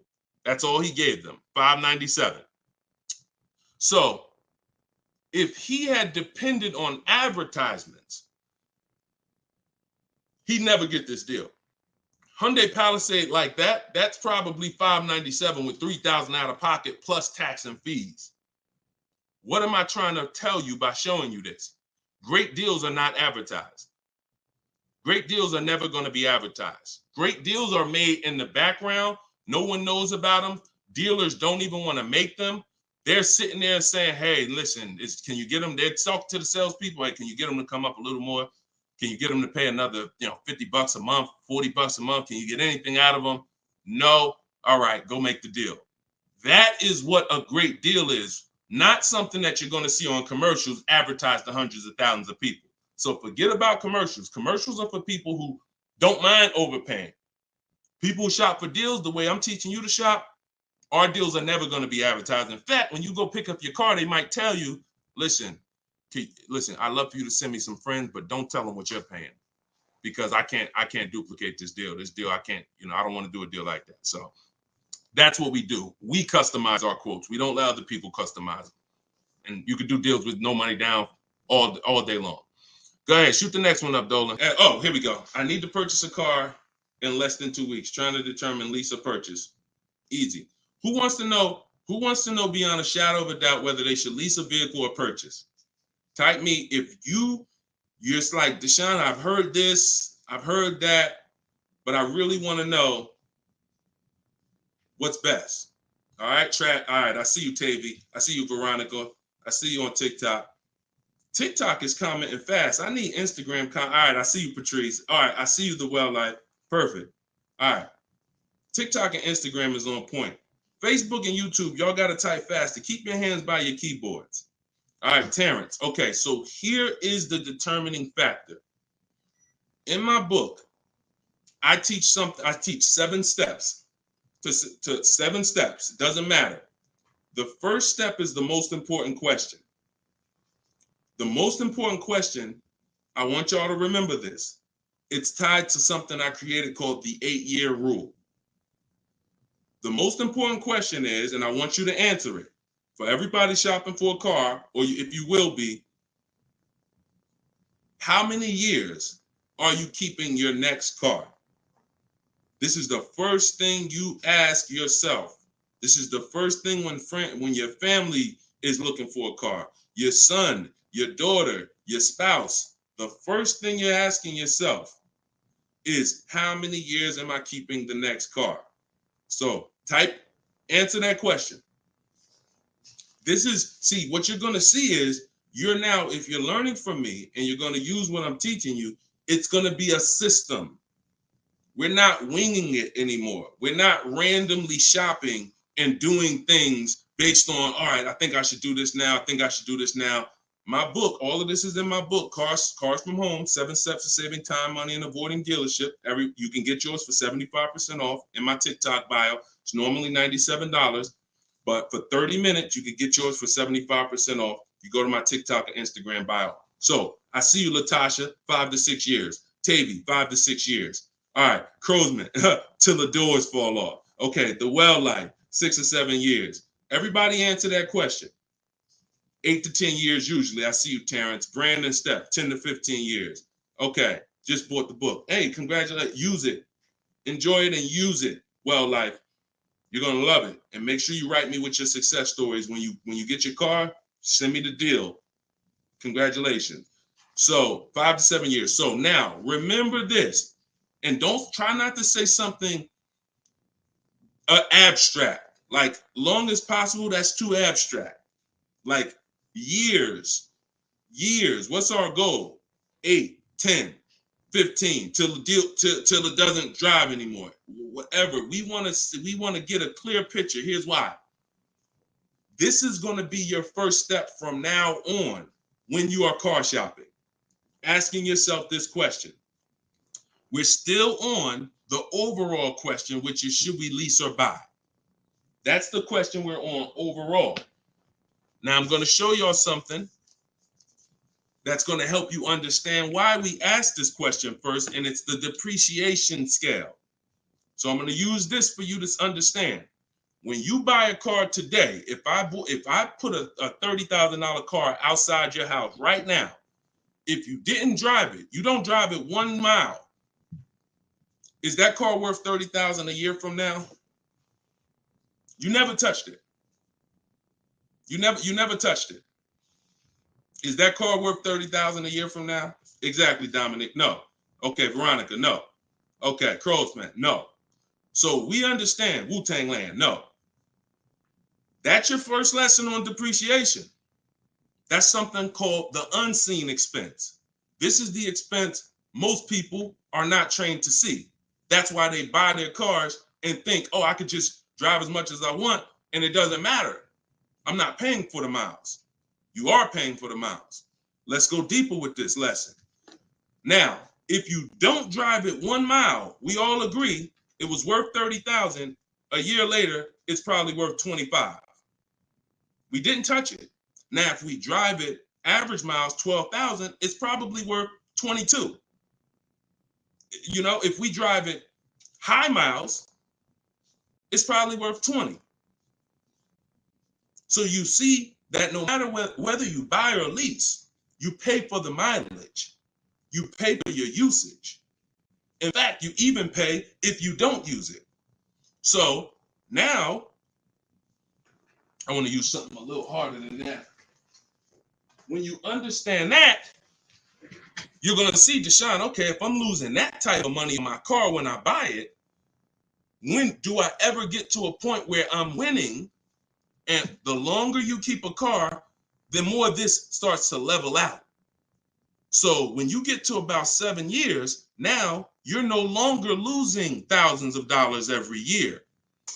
This is the purpose of the purchase, is to get to a point where your car is no longer losing value every year and you can keep it and it becomes something that is an asset because it's not taking money out of your house and you're not losing money. Now, the mistake is when you people who answered, if you're a person who said 5 years, 4 years, 3 years, 6 years, your mistake is buying a car and you trying to replace it while it's still on this type of drop. That's why you're never happy when you go trade your car. That's why you have negative equity, because the asset value is so low because it's dropping like a brick every single time for the first 5 years, every single year, first 5, 6 years. How do we avoid that long term? So every one of you that said, Deshone, 8 years, 10 years, you should be purchasing. Deshone, what if I'm not keeping it that long? You should be shopping for leases, because you cannot compare. Look at Danielle. Look at Danielle. Danielle's lease deal, she got $44,000 Audi A3. She's paying $550 a month. No money down. That same car, if she bought it, would be $900 a month. Every $5,000, some of you know, is about $100 a month on a 5-year loan. Depends on what the interest rate is. So that same car that she's driving for $550 would be about $900 a month to buy. So we have to understand, the leasing versus buying question is so easy once you just follow these parameters. You are avoiding depreciation when you get great lease deals. or you're avoiding depreciation when you buy and keep 8+ years. Anytime in between that or any other strategy, you are not avoiding depreciation. The unseen expense is what's taking the most money from your household, is the unseen expense. Everybody clear on that so far? If you're clear on that, type clear. If you're clear on that, type clear. I call this the 8-year rule. You will not, if you stick to this, you will win every time. And if you break this rule, you're going to lose every time. See, I can't help you get a great deal if you bought when you should have leased. Think about Danielle's deal that I just told y'all about. $550 a month on an Audi A3. Even the person who bought and they were paying $900 a month, even if they saved another $5,000, got a ridiculous deal off the car, which we could get. We help you get the best deal. That's no problem. But if you bought it, you're still $8 something a month. So if your deal is on the wrong foundation, there's no way to get a great deal. So buying versus leasing, the most important question, the 8-year rule, is your first step always. Okay, and I see a lot of people typing clear. So good. Okay, shoot the next question up, Dolan. And I know some of you are like, Deshone, I was taught all my life, don't lease. If you weren't keeping your cars 8 years, then those people who taught you that owe you some money. They're not going to give it to you, but unfortunately, they have cost you money. I followed your process and leased 2 cars. Your approach is easy and very transparent. This is Instagram. I appreciate this. The dealerships could not hide. Appreciate you. Come on. See, that's how I want every one of you talking. That's how I want every one of you talking. We're no longer negotiating to get our best deals. We are sorting and letting people come to us. It's oil and water. You got to complete. Why do you think I represent Unlearn, Relearn? Because I know the first problem I saw when I started teaching this in 2021, I started before that, but God blew me up in 2021. You know, we got 1.5 million followers on TikTok, and everything went crazy since then. We teach, but I was like, oh, people got so much bad information that they got to unlearn.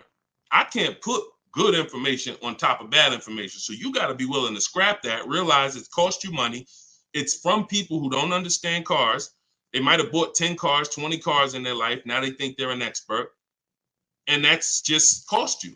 So you got to be willing to unlearn all of that stuff and learn the new way. And that's what we do here. So I'm glad. Enjoy. I'm so glad you're empowered, Coach Booker T. You're empowered. And that's what I want for everybody. Go ahead, shoot the next one up, Dolan. I have a Jag and need to downsize. All right, we'll get to you. I see you on TikTok. I have a Jag and need to downsize. Thank you, Brandon. Appreciate all the gifts on TikTok. Could y'all keep running the screen, the likes up, tapping the screen? If you're spending time with us and you're going to spend a couple minutes with us, can y'all just every couple minutes just tap the screen, keep shooting those likes up? We get TikTok's attention. We let them know we talking about things over here that more people need to hear. So appreciate all of you. I see you already. All right, this one's from TikTok. How long can you keep a car when you lease? Asking with miles. 3 years. 3 years. We don't do 4-year lease deals. Stay away from 4-year lease deals. When you are getting your offers, and we do this online, so we go direct to the dealer site. We don't go through a third party because they pay for those leads. We don't want anything that drives the cost up when it comes to us. We go direct to the dealer's websites. In my book, I have a link to all the dealer's websites. I teach you how to do a radius search, and it takes about 15 minutes to contact 25 dealers, because when we shop for new cars and leases, we use something I created called the 25-to-5 strategy. So we're going to connect with 25 dealers online, and then we're going to get 5 to 7 quotes from that. So we're going direct to the dealer's website. That also allows us to shop out of 25 dealers' inventories, because 1 or 2 dealers is not enough. They might not have what you're looking for. Now you're at the mercy of who has what you're looking for. When we connect with 25, we're typically going to be able to get 5 to 7 offers from that. So this takes about 15. It just takes about 15 minutes. But we don't want to, like I said about 10 minutes ago, we dictate how we want our leases customized. And our leases are always first payment out of pocket, total out of pocket, first payment, 12,000 miles per year. And then we are, we're doing 12,000. And once someone wins the bid, out of those 5 to 7 offers, you're going to see, again, like I said, between the Cars from Home book, between the Cars from Home video library, and between my coaching program, we've done this with about 8,000 people since 2021. I can tell you we have enough data to tell you this is how it goes. Once you get 5 to 7 offers, you're going to see at least $150 to $200 difference from your best offer to your worst offer. That proves, that's why I say 80% of dealers are overpriced. So once you see that bid, you're going to, but we dictate that 3 years. We don't let people present leases to us. We tell them, this is how I want the lease. And if anyone suggests a 4-year lease, even a 3.5-year lease is too long, because you're eliminating the benefits of leasing, which is switching cars every 3 years. I want the latest and greatest. I want to pay the pennies on the dollar compared to someone purchasing. And I want to be able to switch cars and most of the time be under warranty, depending on what brand you're shopping for. If you're shopping Chevy, if you're shopping Ford, if you're shopping most brands with a 3-year bumper to bumper warranty, once you go 3.5, once you go 4, you're out of warranty. So I don't even like going 3.5. If it's a ridiculous deal for 3.5, maybe, but I'm typically 3 years, 39 months, maybe, and that's in my template. We'll do 3 or 39 months. 2-year lease deals are rare. You don't really see great 2-year lease deals. But if a manufacturer has it, then a dealer would tell you. When we contact them, they'll tell, hey, we got a great 2-year lease deal. Are you open to that? Yeah, we're open to 2, but we're not open to going longer than 39 months. We're paying too long on a car we're giving back. Go ahead, shoot the next one up, Dolan. Great question. All right, I see you. Perfect. Great questions. All right, Facebook. What's the best credit score to have when looking for a good deal on a brand new car? It's no way to dictate that. All you can do is now, if you're at a point where your credit is in that fair range, which is in that low 6s, mid 6s, then I would tell you, if you can, get yourself up to close to 7, get yourself up to 680, 690, 700, because that fair range is but that's really mostly with leases. But even even if you look, some of you are homeowners. When you buy a house, we're trying to get our credit to wherever it needs to be. If it's not there from the get-go, realtors will tell you, get your credit here so that you can get a mortgage. If you have the luxury of time, then sure, work on it. But our process, the bank bidding war process, eliminates the need for you to actually do this, because what it's going to do is going to, no matter where you find yourself at, you're going to get so many bids, you're going to make sure that whatever the best loan was that you could qualify for, you got it. I talked about the bank bidding war at the beginning of the show. So y'all know, if you're on YouTube, watch the replay, rewind it, watch the replay. We are live at 12 and 3 p.m., y'all. We're doing Monday, Tuesday, Thursday, Friday, 12 p.m., 3 p.m. We are live. Actually live, but throughout the day we rebroadcast these shows so that more people can see them. But in any time outside of that, I want you to go back and watch the replay if we answer something that you ask. And you want to find out, if you get the book, you'll see the bank bidding war that I send out with the book. That's how we get banks and credit unions to bid for our loan. But I explained it earlier in the show. All right, shoot the next one up, Dolan. All right. This one, showing up from YouTube. Quick question. Would you pay $9,000 for an SUV with $164,000 on the dash? It's a 2014.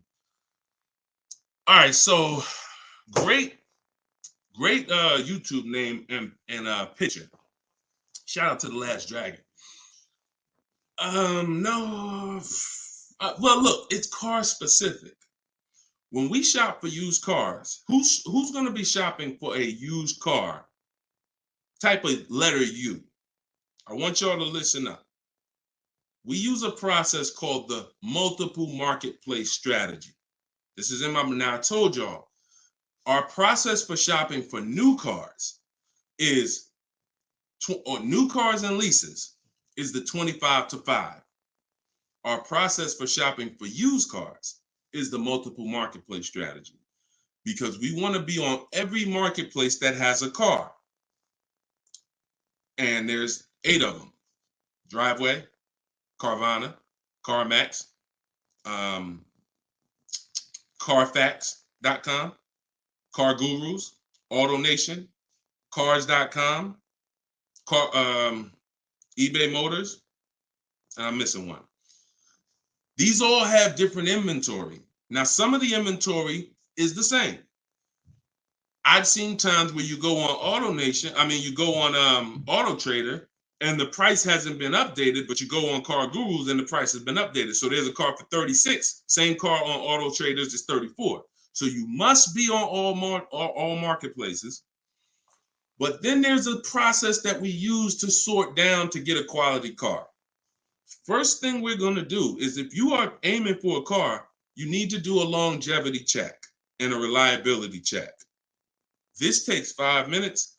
We type in the year, make, model into Google, reliability, and we skim those first couple articles. If you see a bunch of stuff that says questionable reliability, 7 out of 10, 6.5 out of 10, that's enough to eliminate the car, in my opinion. After you type in reliability, and look, my whole process for shopping takes 60 to 90 minutes. So everything I'm telling you to do are 5-minute things, 20-minute things, 15-minute things. We do this right from home. That's why the book is called Cars from Home, 7 Steps to Saving Time, Money, and Avoiding Dealerships. So now, once you do reliability, now you're going to do longevity. Longevity is going to tell you what the data says about that car long term. If it has transmission issues, if it's not known for lasting. Sometimes the longevity records on Google will say this car is known to last 200 to 300,000 miles. So that's the first thing. Thank you, Mr. Super. I see you. That's the first thing. Before we even look at a car and consider it, we got to make sure we do that 5-minute check. Now, once we move past that, now we're moving into our process of sorting down, because we could have a good car with good data, but we could get a bad car based on the previous owners. So first thing we're looking at is the Carfax. Carfax. We want to know what that title's like. Is it salvage? Is it rental? Is it frame damage? Is it rebuilt? We're eliminating those. Now we're moving on to service records. This is the biggest indicator, in my opinion, on if a car was taken care of. It's not title history. It's not accident history. It's service records. Service records. So if I see a car and I see that the service has been done year by year, whether it's a one owner, and I can see every couple thousand miles, service. Great indicator. Great indicator. Opposite is also true. Hold on, Darryl, it's in my TikTok bio. You won't leave the broadcast. He said, how do I get the book? Go to my TikTok bio, click that link. You'll see a link for 75% off for 30 minutes. Grab your copy. It'll be in your inbox in a couple minutes. Okay? And everybody who's on here, you can get your copy for 75% off my new digital book. And I do updates. So anything changes in the market, I update it so that it stays fresh, it stays relevant. So once we move past service records, now we're moving to accident history. Now, all accidents aren't created equal. If you see an accident and it says airbags deployed, that's a deal breaker for me. If you see an accident and it says vehicle towed, that's a deal breaker for me. If you see an accident and it says vehicle drivable, minor accident, that's not a deal breaker for me. Depending on, I'll put it in my top 5. Doesn't mean it's going to be the one that wins, but I will put it in my top 5, top 7. So these are the things that you're looking for when you actually are shopping, trying to make sure the car is good. It's not just the year. It's not just the price. Forget about that. That comes later. It's not the mileage. Those things come first to dictate, is this a good car? Car could have 60,000 miles on it. If it has bad title history, bad accident history, no service records, it's a troubled car. So that's the system. As I said, everything I want you to do from now on is shop with a system. So you are not winging it anymore. You follow those systems. Again, there's no guarantees. But if you have a strategy and you're like, okay, I'm taking the steps to do my best to make sure that whatever I put my money in, I've done the due diligence, 9 times out of 10, you're going to win. versus just winging it? Okay, great question. Great question. Shoot the next one up, Dolan. Oh, by the way, I teach a strategy where you might not know. I'm getting ready to give y'all some game. The whole show is game, but I'm gonna get ready to give y'all one of my secret strategies. It's in my book. I got a lot of stuff in my book. A lot of stuff. But a lot of you don't know when you're on these marketplaces. Keep that question ready. We're gonna go to that next one in 2 seconds. That Carfax, many dealers have agreements with Carfax. So when you're on these marketplaces, you might see Carfax, they'll try to sell you a Carfax. What we do is we bypass we'll go to the dealer's website and we'll see if they have a free Carfax there. Because if that dealer has an agreement with Carfax, that means every car in their inventory, they'll be able to get a Carfax on the dealer's website. I told you, we use Carfax because Carfax is the only one right now that shows service records. The other auto check does not show service records. And I will not buy a car, and I would not suggest you ever buy a car without seeing service records. All right? That's what we do. Go ahead, shoot the next one up, Dolan. What does residual amount mean? Well, that's the amount that okay, so let's say when you lease, there's a percentage you pay for, and there's a back-end percentage. The back-end percentage is what they want the car back for, and they're going to sell it and, make money. Now, we'll see if we can sell it. We always see if we can sell a lease, if we can make money. We do an equity assessment at the end, but the residual amount, let's just say the car is broken into 2 halves. 40% is what you're going to pay for, and you're going to pay interest on that 40%. And then the 60% is what's left, and that goes back. That's what happens when the dealer comes back. That's when you give it back to the bank, not the dealership. That doesn't matter to us. We do not shop based on residual values, money factors. We do not shop based on that. We get bids because we can't control that. I've had people in the years come in, Wall Street finance guys come in with their finance calculators, asking me the money factor. And when I give them the money factor, we're converting it to an interest rate multiplied by 2,400. And they're like, okay, they're doing all this math, and it's not going to help them because all they're doing is one-to-one negotiating. You don't get your best deal doing one-to-one negotiating. You get your best deal by making multiple dealers submit offers and bids.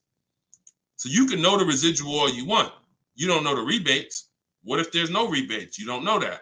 You don't know you don't know if I'm an 80% dealer and I'm not going to discount, or I'm going to mark my car price up $2,000 and then take off that $2,000 and make you think you won.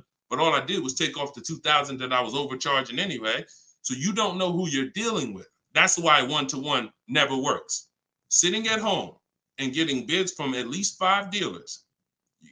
My way is the 25-to-5. We're going to connect with 25 dealers online on their website, send them my template. You can send them an email, letting them know what you want. In my book, I have links to my templates and my video library. You're using all my stuff and you're not talking. We connect with 25 and we're looking to get 5 to 7 offers. That's the only thing we can control. We can't control the residual amount. We can't control the money factor. We don't shop like that. It's not going to help you. In fact, it'll slow you down and it'll hurt you because you're overanalyzing things that don't even matter. And trust me, I love numbers. I love numbers. I was in calculus in 11th grade, so I can do this stuff in my daggone sleep. But what I don't want is to teach you to do that because I don't do that. It doesn't take that. None of these people that you see, look, when you see Eddie, matter of fact, hold on. When you see, look, let me show you Benita. Benita in the middle of the pandemic. The reason why I always show Benita is because in the middle of the pandemic, she got a Kia Telluride when people were paying $5-10 grand over sticker form. Kia Telluride, $600 a month, 36 months. She drove out. It's like a $46,000 vehicle. People were paying $800 a month. Some of you may know somebody who's leasing a Kia Telluride that they got during the pandemic. If they didn't put money down, they're paying $800 a month, $700 something a month, minimum. Now, one thing people will never tell you, though, is the money they put down. So don't even ask them because, people tell you, oh, I'm paying $600 a month myself. They'll never tell you they put $4,000 down, though. Never. So, but yeah, when you are shopping like this, you're getting bids. She doesn't know what the deal is going to be until she shops. And when she shops, she doesn't care about the residual value. It doesn't matter to her the money factor. None of that stuff matters. The only thing that matters is let me get my bids and see who's going to win the bid. That's it. That's it. Go ahead. Shoot the next one up, Dolan. Let me put that banner back up. For all of you who just jumped on, this entire show is sponsored by my new digital book. It's called Cars from Home. 7 Steps to Saving Time, Money, and Avoiding Dealerships. I'm the author of that book. I'm also the creator of the Cars from Home video library and the Cars from Home coaching program. You can get your book for 75% off in my TikTok bio, in my Instagram bio. It's normally $97, but you can get your copy for 75% off by going to my bios and getting it, or you can scan the QR code or go to deshonsbook.com. 75% off for 30 minutes. All right? So get your copy. Everything I teach is in there, and you can reference it for life. All right. This one's from TikTok. When I see, we already did that one. I know you're snatching all the questions, but I tied that question in, even though you didn't post it. I tied that question into the other person who was asking about 0 down leases. All right. Thanks, Dolan. Okay. This is another one from TikTok. Lease mileage is, let's go Instagram. Make sure you're typing your questions. All right. Make sure you type in your questions, Instagram. We live every day at 12 and 3. So let's see, TikTok, lease mileage 10,000 under allowable. Does that value when getting next lease? No. What you're going to do is you're going to do an equity assessment.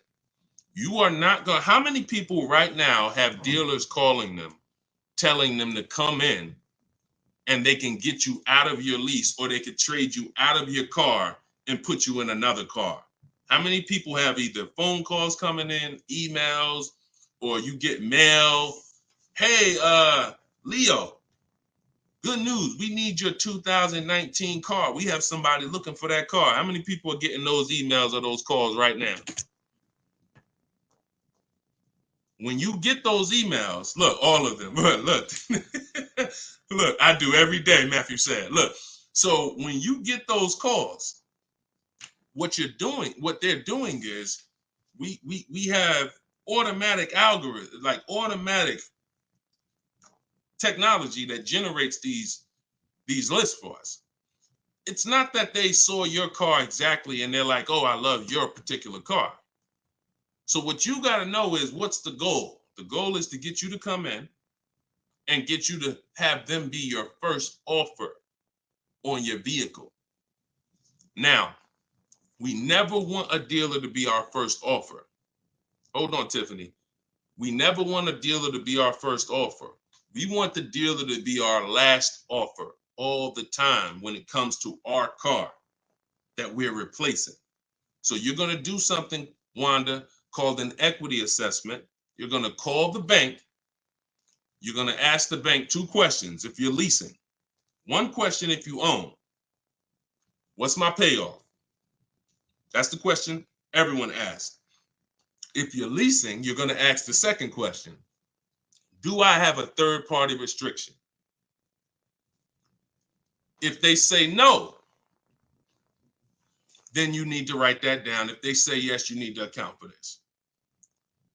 Once you hang up that phone call, you're going to do this equity assessment, which is going on the 6 websites I mentioned earlier: CarMax, Driveway, Carvana, Kelly's Blue Book Instant Cash Offer, AutoNation, Sell My Car, and Car Guru, Sell My Car. Every one of those sites, if they ask you, if you have a loan, if you are leasing, when they ask you, is the car owned, finance, leased, you're going to put owned. Don't put lease, because it triggers something in their website. They don't know how to separate third-party restrictions and not. And just so you know, for those of you who think you can't sell your lease because you have a third-party restriction, you're wrong. We sell leases with third-party restrictions. A third-party restriction doesn't mean you can't sell your lease. It means you can only sell your lease to a dealership that sells the same brand.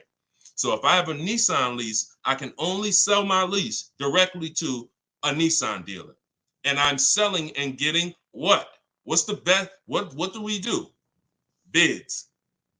I'm not, every Nissan dealer is not the same. So for those of you who had third-party restrictions, I saw a lot of people, oh, I had to buy my car and resell. We don't do that. If you have equity, $3,000, $4,000, $5,000 in equity in your lease, you are now going to sell that car to a local dealership, and we're going to get bids. I have a script in my book for talking to used car managers and getting bids from local used car managers. Now, if you don't have a third-party restriction, it's even easier.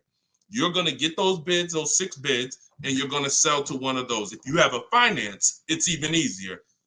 Finance and no third-party restriction is pretty much the same. You're going to sell to the highest bidder of the online dealers, and if you have to replace your car, you're just going to keep those offers on hold, because some of you are going to say, well, I could make $3,000 selling my car, but I need to find my new car first. No problem. In my book, I teach something called timing the transaction. You're just going to put those offers on hold. You're going to start your shopping, and you're going to find the dealer who's going to win your bid to sell you the car.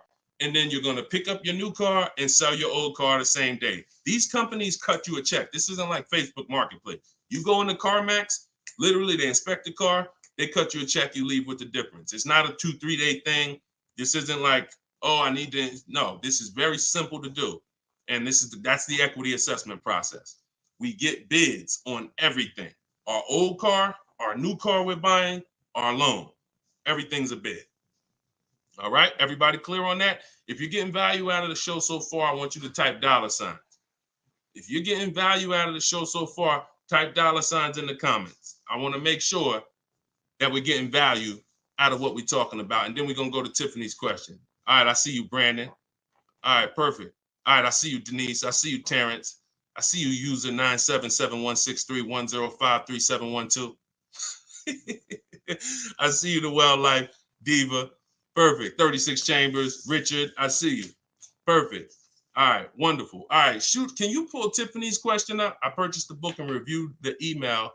How it hasn't downloaded since I did something wrong. Dominic, just as soon as you purchase the book, I give you a support email. Don't DM, because we have 2 million followers. We're blessed, thank God. DMs, we get hundreds of DMs. You get a support email. Let me know if you got it, and then just if there's anything, we'll get you the book. We'll send it to you manually. Okay. So just hit me with that. Just make sure you got it. All right. So Tiffany said, this is from TikTok, would you finance your lease at the end? 2018 Audi S5, 42,000 miles, 5K down, 12,000 miles. So when I talked to you earlier, you have to ask yourself the same question. If you were here earlier, the most important question is, how many years are you keeping the next car? You're going to ask yourself the same question right now, because you're about to buy another car. You have to see your lease. Buying your lease, you have to see it as buying another car. It's a used car. That's what you're doing. Hold on. Okay, LA Connect, do me a favor. Hold on. LA Connect, shoot me a DM. I'll look for your DM, and you get the support email. You don't get the support email. As soon as you purchase, the thank you page says, here's the support email. So, and check your spam and check your junk folder, okay? Because we got a pretty sophisticated email technology that is spot on most of the time. I'm not going to sit up here and tell you it's perfect, but I mean, we deliver a lot of books without issue. So sometimes it's in spam, sometimes it's in the junk folder. Okay, so that's how you have to see buying your lease. You're buying a used car. The only difference is it's your car. That's the only difference. You don't, instead of going to look for a used car, you're saying, I'm going to buy that used car. So the same question exists. How many years are you going to keep the car? Now, if you say 8, you're not going to break the 8-year rule. Then you could buy it. But if it's not 8, it makes 0 sense not to be shopping for another lease. I'm going to tell you why. One, the depreciation. And I'll talk to you about, I'll do a quick scenario of, because some people say, Deshone, when I buy used cars, they don't depreciate as much as used cars, but you still pay more than people who get great lease deals, than people who get great lease deals. You're still paying more money, and now you're paying more money for a for a worse car. So, but when you are looking at these scenarios, most people are going to finance for a 5-year or 6-year loan to buy their lease out. but you've already had the car for 3 years. So you have to say to yourself, what's the likelihood I'm going to keep this car that I've already had for 3 years for another 3 years? Tiffany, if you didn't get if the new lease payment, if that's not the best offer out of 5 dealers, then that doesn't matter to me. Because we don't care about what one dealer says, especially a dealer who's going to try to see you. Some of you are too loyal to these dealers, and you got to stop. I'm not loyal to any dealer. No one who listens to me is loyal to any dealer. We are done with being friends with dealers. We don't need to go to a barbecue with our car salesman. We don't need to do that anymore because we need to make car salespeople compete and different dealers compete. Tons of people will walk in, get one quote from an old dealer or a dealer that sold them 2 cars, and that quote is $900 a month, and they're like, oh, I guess that's what the car costs. Not realizing, no, that's what the car costs from that dealer. That's what it costs from that dealer. Your competition is going to be $1,000 a month, $1,050 a month, $850 a month, $790 a month. I told you, when you shop the correct way, you are going to expose the dealers that are overpriced. That's why that person who came on here, who Dolan put that comment up that said, hey, I use your stuff, dealers can't hide. Because it's an exposing of the overpriced car dealers. We see the people who are overcharging us, because when we see that best offer is $790, and then we see another offer for $840, another offer for $890, another offer for $920, we realize all of those other higher price offers were taking a shot at us, hoping that we weren't going to shop them. But that's okay. We're buying from the 20% who beats their offers. So before we ever make a decision to leave, we must shop 5 offers, and none of you are going to realize that this is right. See, like I said, between my book, the Cars from Home Library, and my coaching program, we've helped 8,000 people since 2021. These are the numbers. 80% of dealers are overcharging you.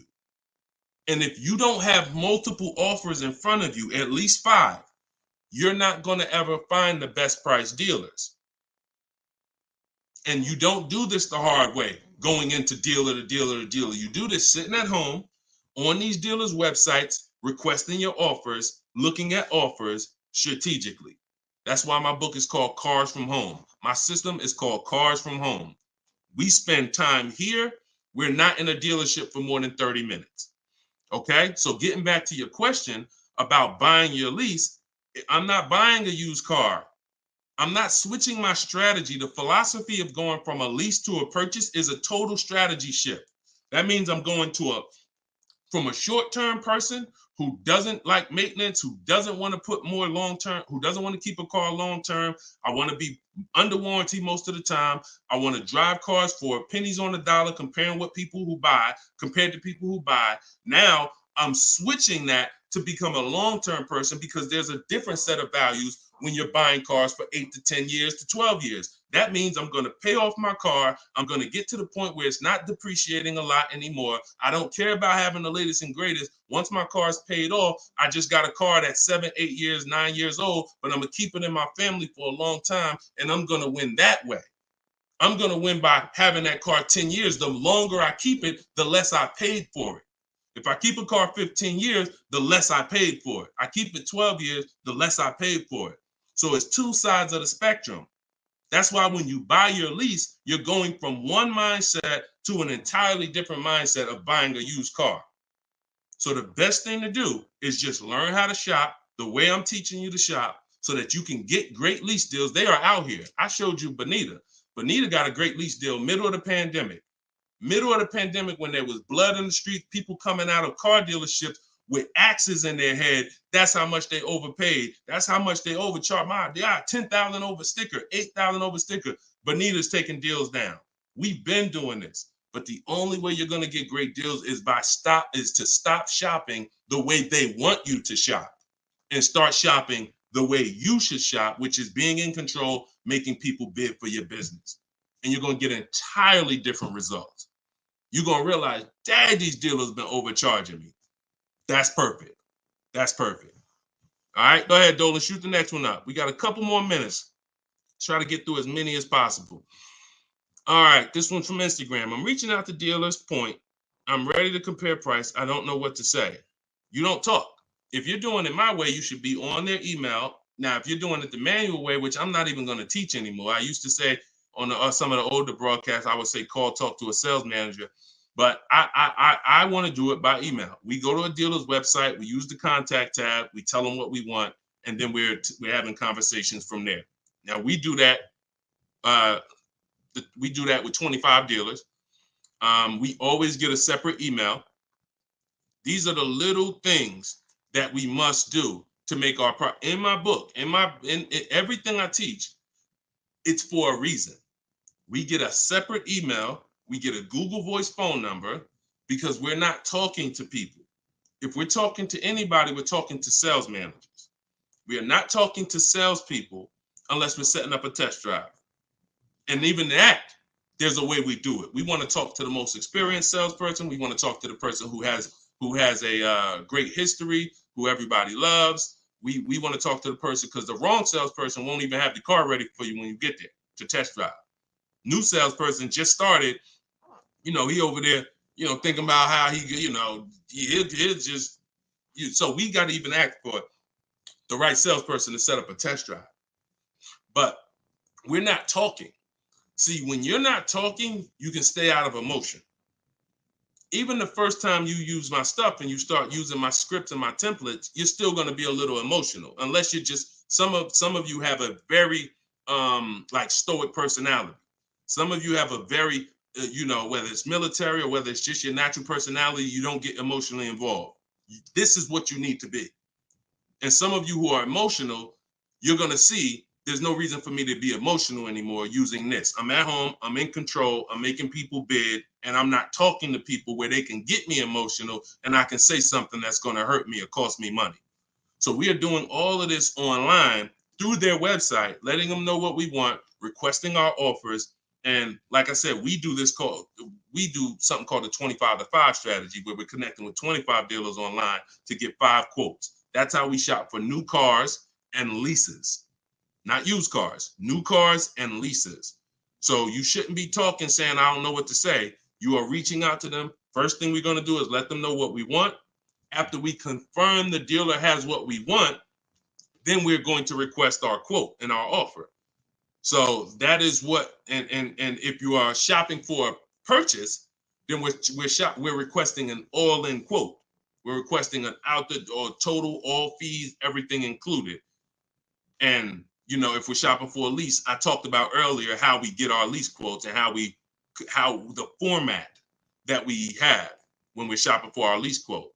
So my book is $24 if you get it at the 75% off. In that book is my scripts. In that book is my templates, where you fill in your information, you fill in the car you want, and I walk you through my entire process. I also have replies in there, because there's going to be things that they say. These are trained people you're dealing with. We deal with trained salespeople. So when you are reaching out to them, they're going to say things like, hey, when can you come in? Hey, okay, I'm handling my entire process from home. And then you always end with a question. All my scripts end with a question. You should always end your email with a question, not a statement. So if they say, hey, we only car shop, we only give quotes in person. Okay, well, no other dealer that I'm talking to has said that. Should I remove you from my list, or are you gonna present an offer? Always a question, because you bounce the ball back to them. So all of my scripts and my replies are in there. This is what, and there's, but you need to keep the conversation on your agenda. You're having a conversation online with these dealers. And that's why I say separate email, Google Voice number, dedicated, locked in. You don't want a bunch of car dealers' emails mixed in your personal email. That's not how we do it. That's going to mess you up. We do not do it like that. That'll confuse you. Now you're missing emails and all of that. Separate email. All right. Go ahead. Denise is asking, can you answer my question? I want to know if I have options. Can you find Denise's question from TikTok? Dolan? You see Denise's question? Give her a second. Thoughts on, while you do that, I'm going to enter this thoughts on leasing a Tesla. There's no price negotiation. There's no price negotiation. So there's no reason to get bids. You can't get bids on Tesla. Keep that up. I'm going to get to that right after this. This is a short answer. What you need to do when you're leasing a Tesla is total out of pocket, first month payment, 12,000 miles per year, divide the monthly payment into the MSRP, like I said. And if it's over 1.5%, you're paying too much for a car you're giving back. So we still need to know if the lease deal's good. Doesn't matter. Even if there's no negotiations. Plenty of people out there that got bad lease programs that are dependent on people who don't know what a bad lease program is to come in and lease the car. And until we stop leasing those cars at these bad lease programs, when we stop, that's when they'll change. All right, it's always a buyer's market for us. Go ahead. All right, so this one's from Denise. I have a Jag and need to downsize. I'm retired and upside down 14,000.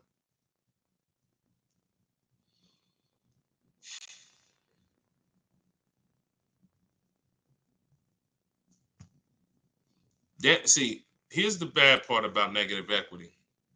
The damage is done.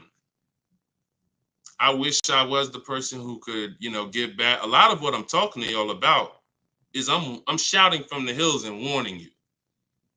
It's up to you to take the warning. But in this particular case, with negative equity, the damage is done. Now, how do we get out of it? It's only two ways. I talked to you about that earlier.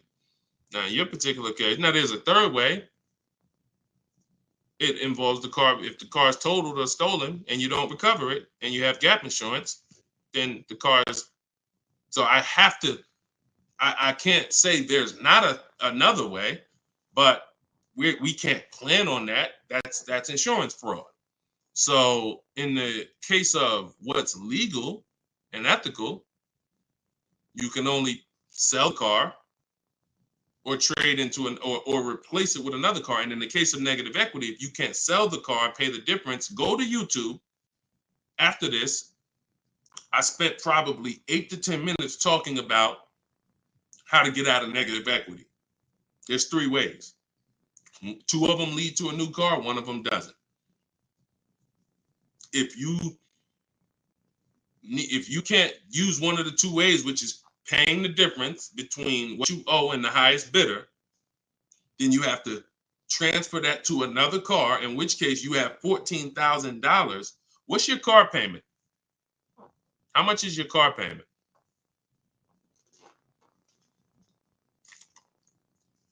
And if you need to downsize because you want a smaller car, okay, $769. If you need to downsize because what's the reason that you need to downsize? Is you need a lower payment, or you just need a smaller car? Lower payment or smaller car?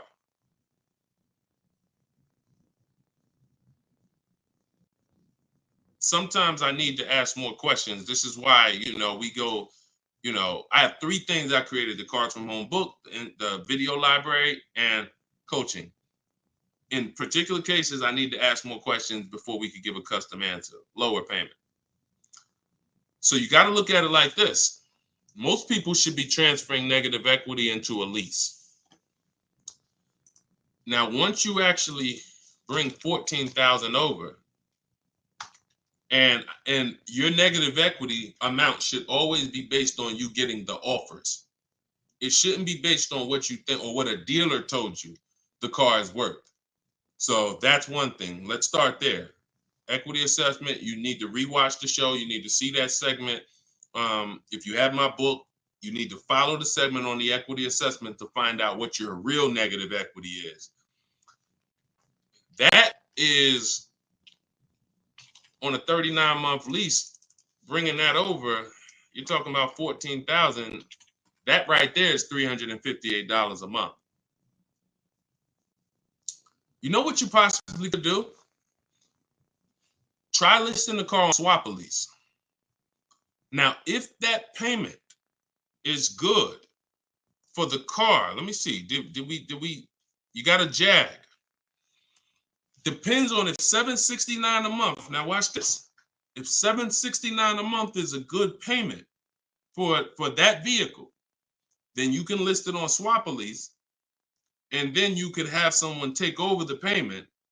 But it got to be a good deal. If they could go out and they could get a $600 payment on that same vehicle, then they're not going to take it over.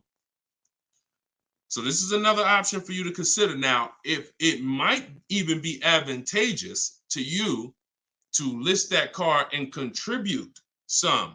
You might say, all right, I'll pay $100 and all right, my payment's $769, I'll pay $100 and somebody take it over for $669. Whatever you need to list it for to get out of it, to have someone take it over, may be advantageous to do until the lease ends. And then you go and get yourself a very inexpensive car that you can qualify for, because if you have someone take over the lease till the end, you could probably go get yourself something, lower payment, but that car coming into the deal, you're going nowhere, because $14,000, unless you got cash. If you got some cash, then yes, cash can solve all things. Get the offers, follow the equity assessment. You might pay the difference or transfer it over. You can't transfer it over because, like I just said, your negative equity alone is $350 a month, and that's without the interest that's going to be. It's probably going to be about $380 a month. So, what's the note? Yeah, so that's what you should consider. List the vehicle on Swap-A-Lease and see if somebody's willing to take it over. And if nobody's, okay, no problem. That's what you do. That's what you don't have that kind of money to contribute. $14K is a lot to be able to contribute. So so what you should do is do that. If you could get somebody, if no one takes it over for $769, then offer to contribute some money towards the deal every month. Now, if you, no matter what, and then what you're gonna do is you're gonna go and probably, you're going to ask yourself the most important question for your replacement car. If you're not keeping 8 years, you should be looking to lease the next car and get yourself an inexpensive lease. If you are keeping it more than 8 years, then you can buy. But you're just going to use the same process. But you got to get rid of that car first. And I think with your scenario, that might be the best way to do it. All right. Good question, though. It's good question. Keep us posted. And, that's what we do. Look, we are live at 12 and 3 o'clock p.m. Eastern time, Monday, Tuesday, Thursday, Friday, which means we'll be back in a few for the next segment today. You can come back. We had a lot of questions. We're not always able to get to them, but you can tell your friend. I haven't really announced it because I didn't know when I was going to be live, but now we'll get to the point where we can let you know 12 p.m. Eastern time, 3 p.m. Eastern time. We're live, but we rebroadcast these shows all throughout the day, because people do get a lot of value out of the rebroadcast. But if you want to meet us live, Monday, Tuesday, Thursday, Friday, 12 p.m. and 3 p.m. Eastern time, bring your questions. And if you didn't know, my book, Cars from Home, 7 Steps to Saving Time, Money, and Avoiding Dealerships, is 75% off for 30 minutes, part of our welcome offer. So you can get yours in my TikTok bio or in my Instagram bio, or go to DeshoneBook.com in the comment section on YouTube or in the comment section on Facebook. Or if you're watching us on TV, you can scan that QR code. But that's what we do here, y'all. We peel back the onion. We make sure you know how to shop strategically. And I want you writing me with deals. I don't want you writing me showing me your car. Everyone's doing that. Hey, got the new G-Wagon. Got the new BMW. Oh, your boy upgraded. Never talk about what we paid for it, though. I want you writing me saying, Deshone, look at the deal I got. This was the best offer. I made dealer's bid. This was the best used car within 100 miles. I'm driving an hour to go pick it up. When you're driving 45 minutes, an hour to go get your deal, that's when you really know you won. It's not always going to be that way. Sometimes local dealers will win the bid, but sometimes you're driving 45 minutes and you're driving 45 minutes because he's saving you $3,000. So that's what Cars from Home is about. That's what my book is about. You can get your copy instantly, 75% off for 30 minutes, and I'll see y'all on the next show. God bless.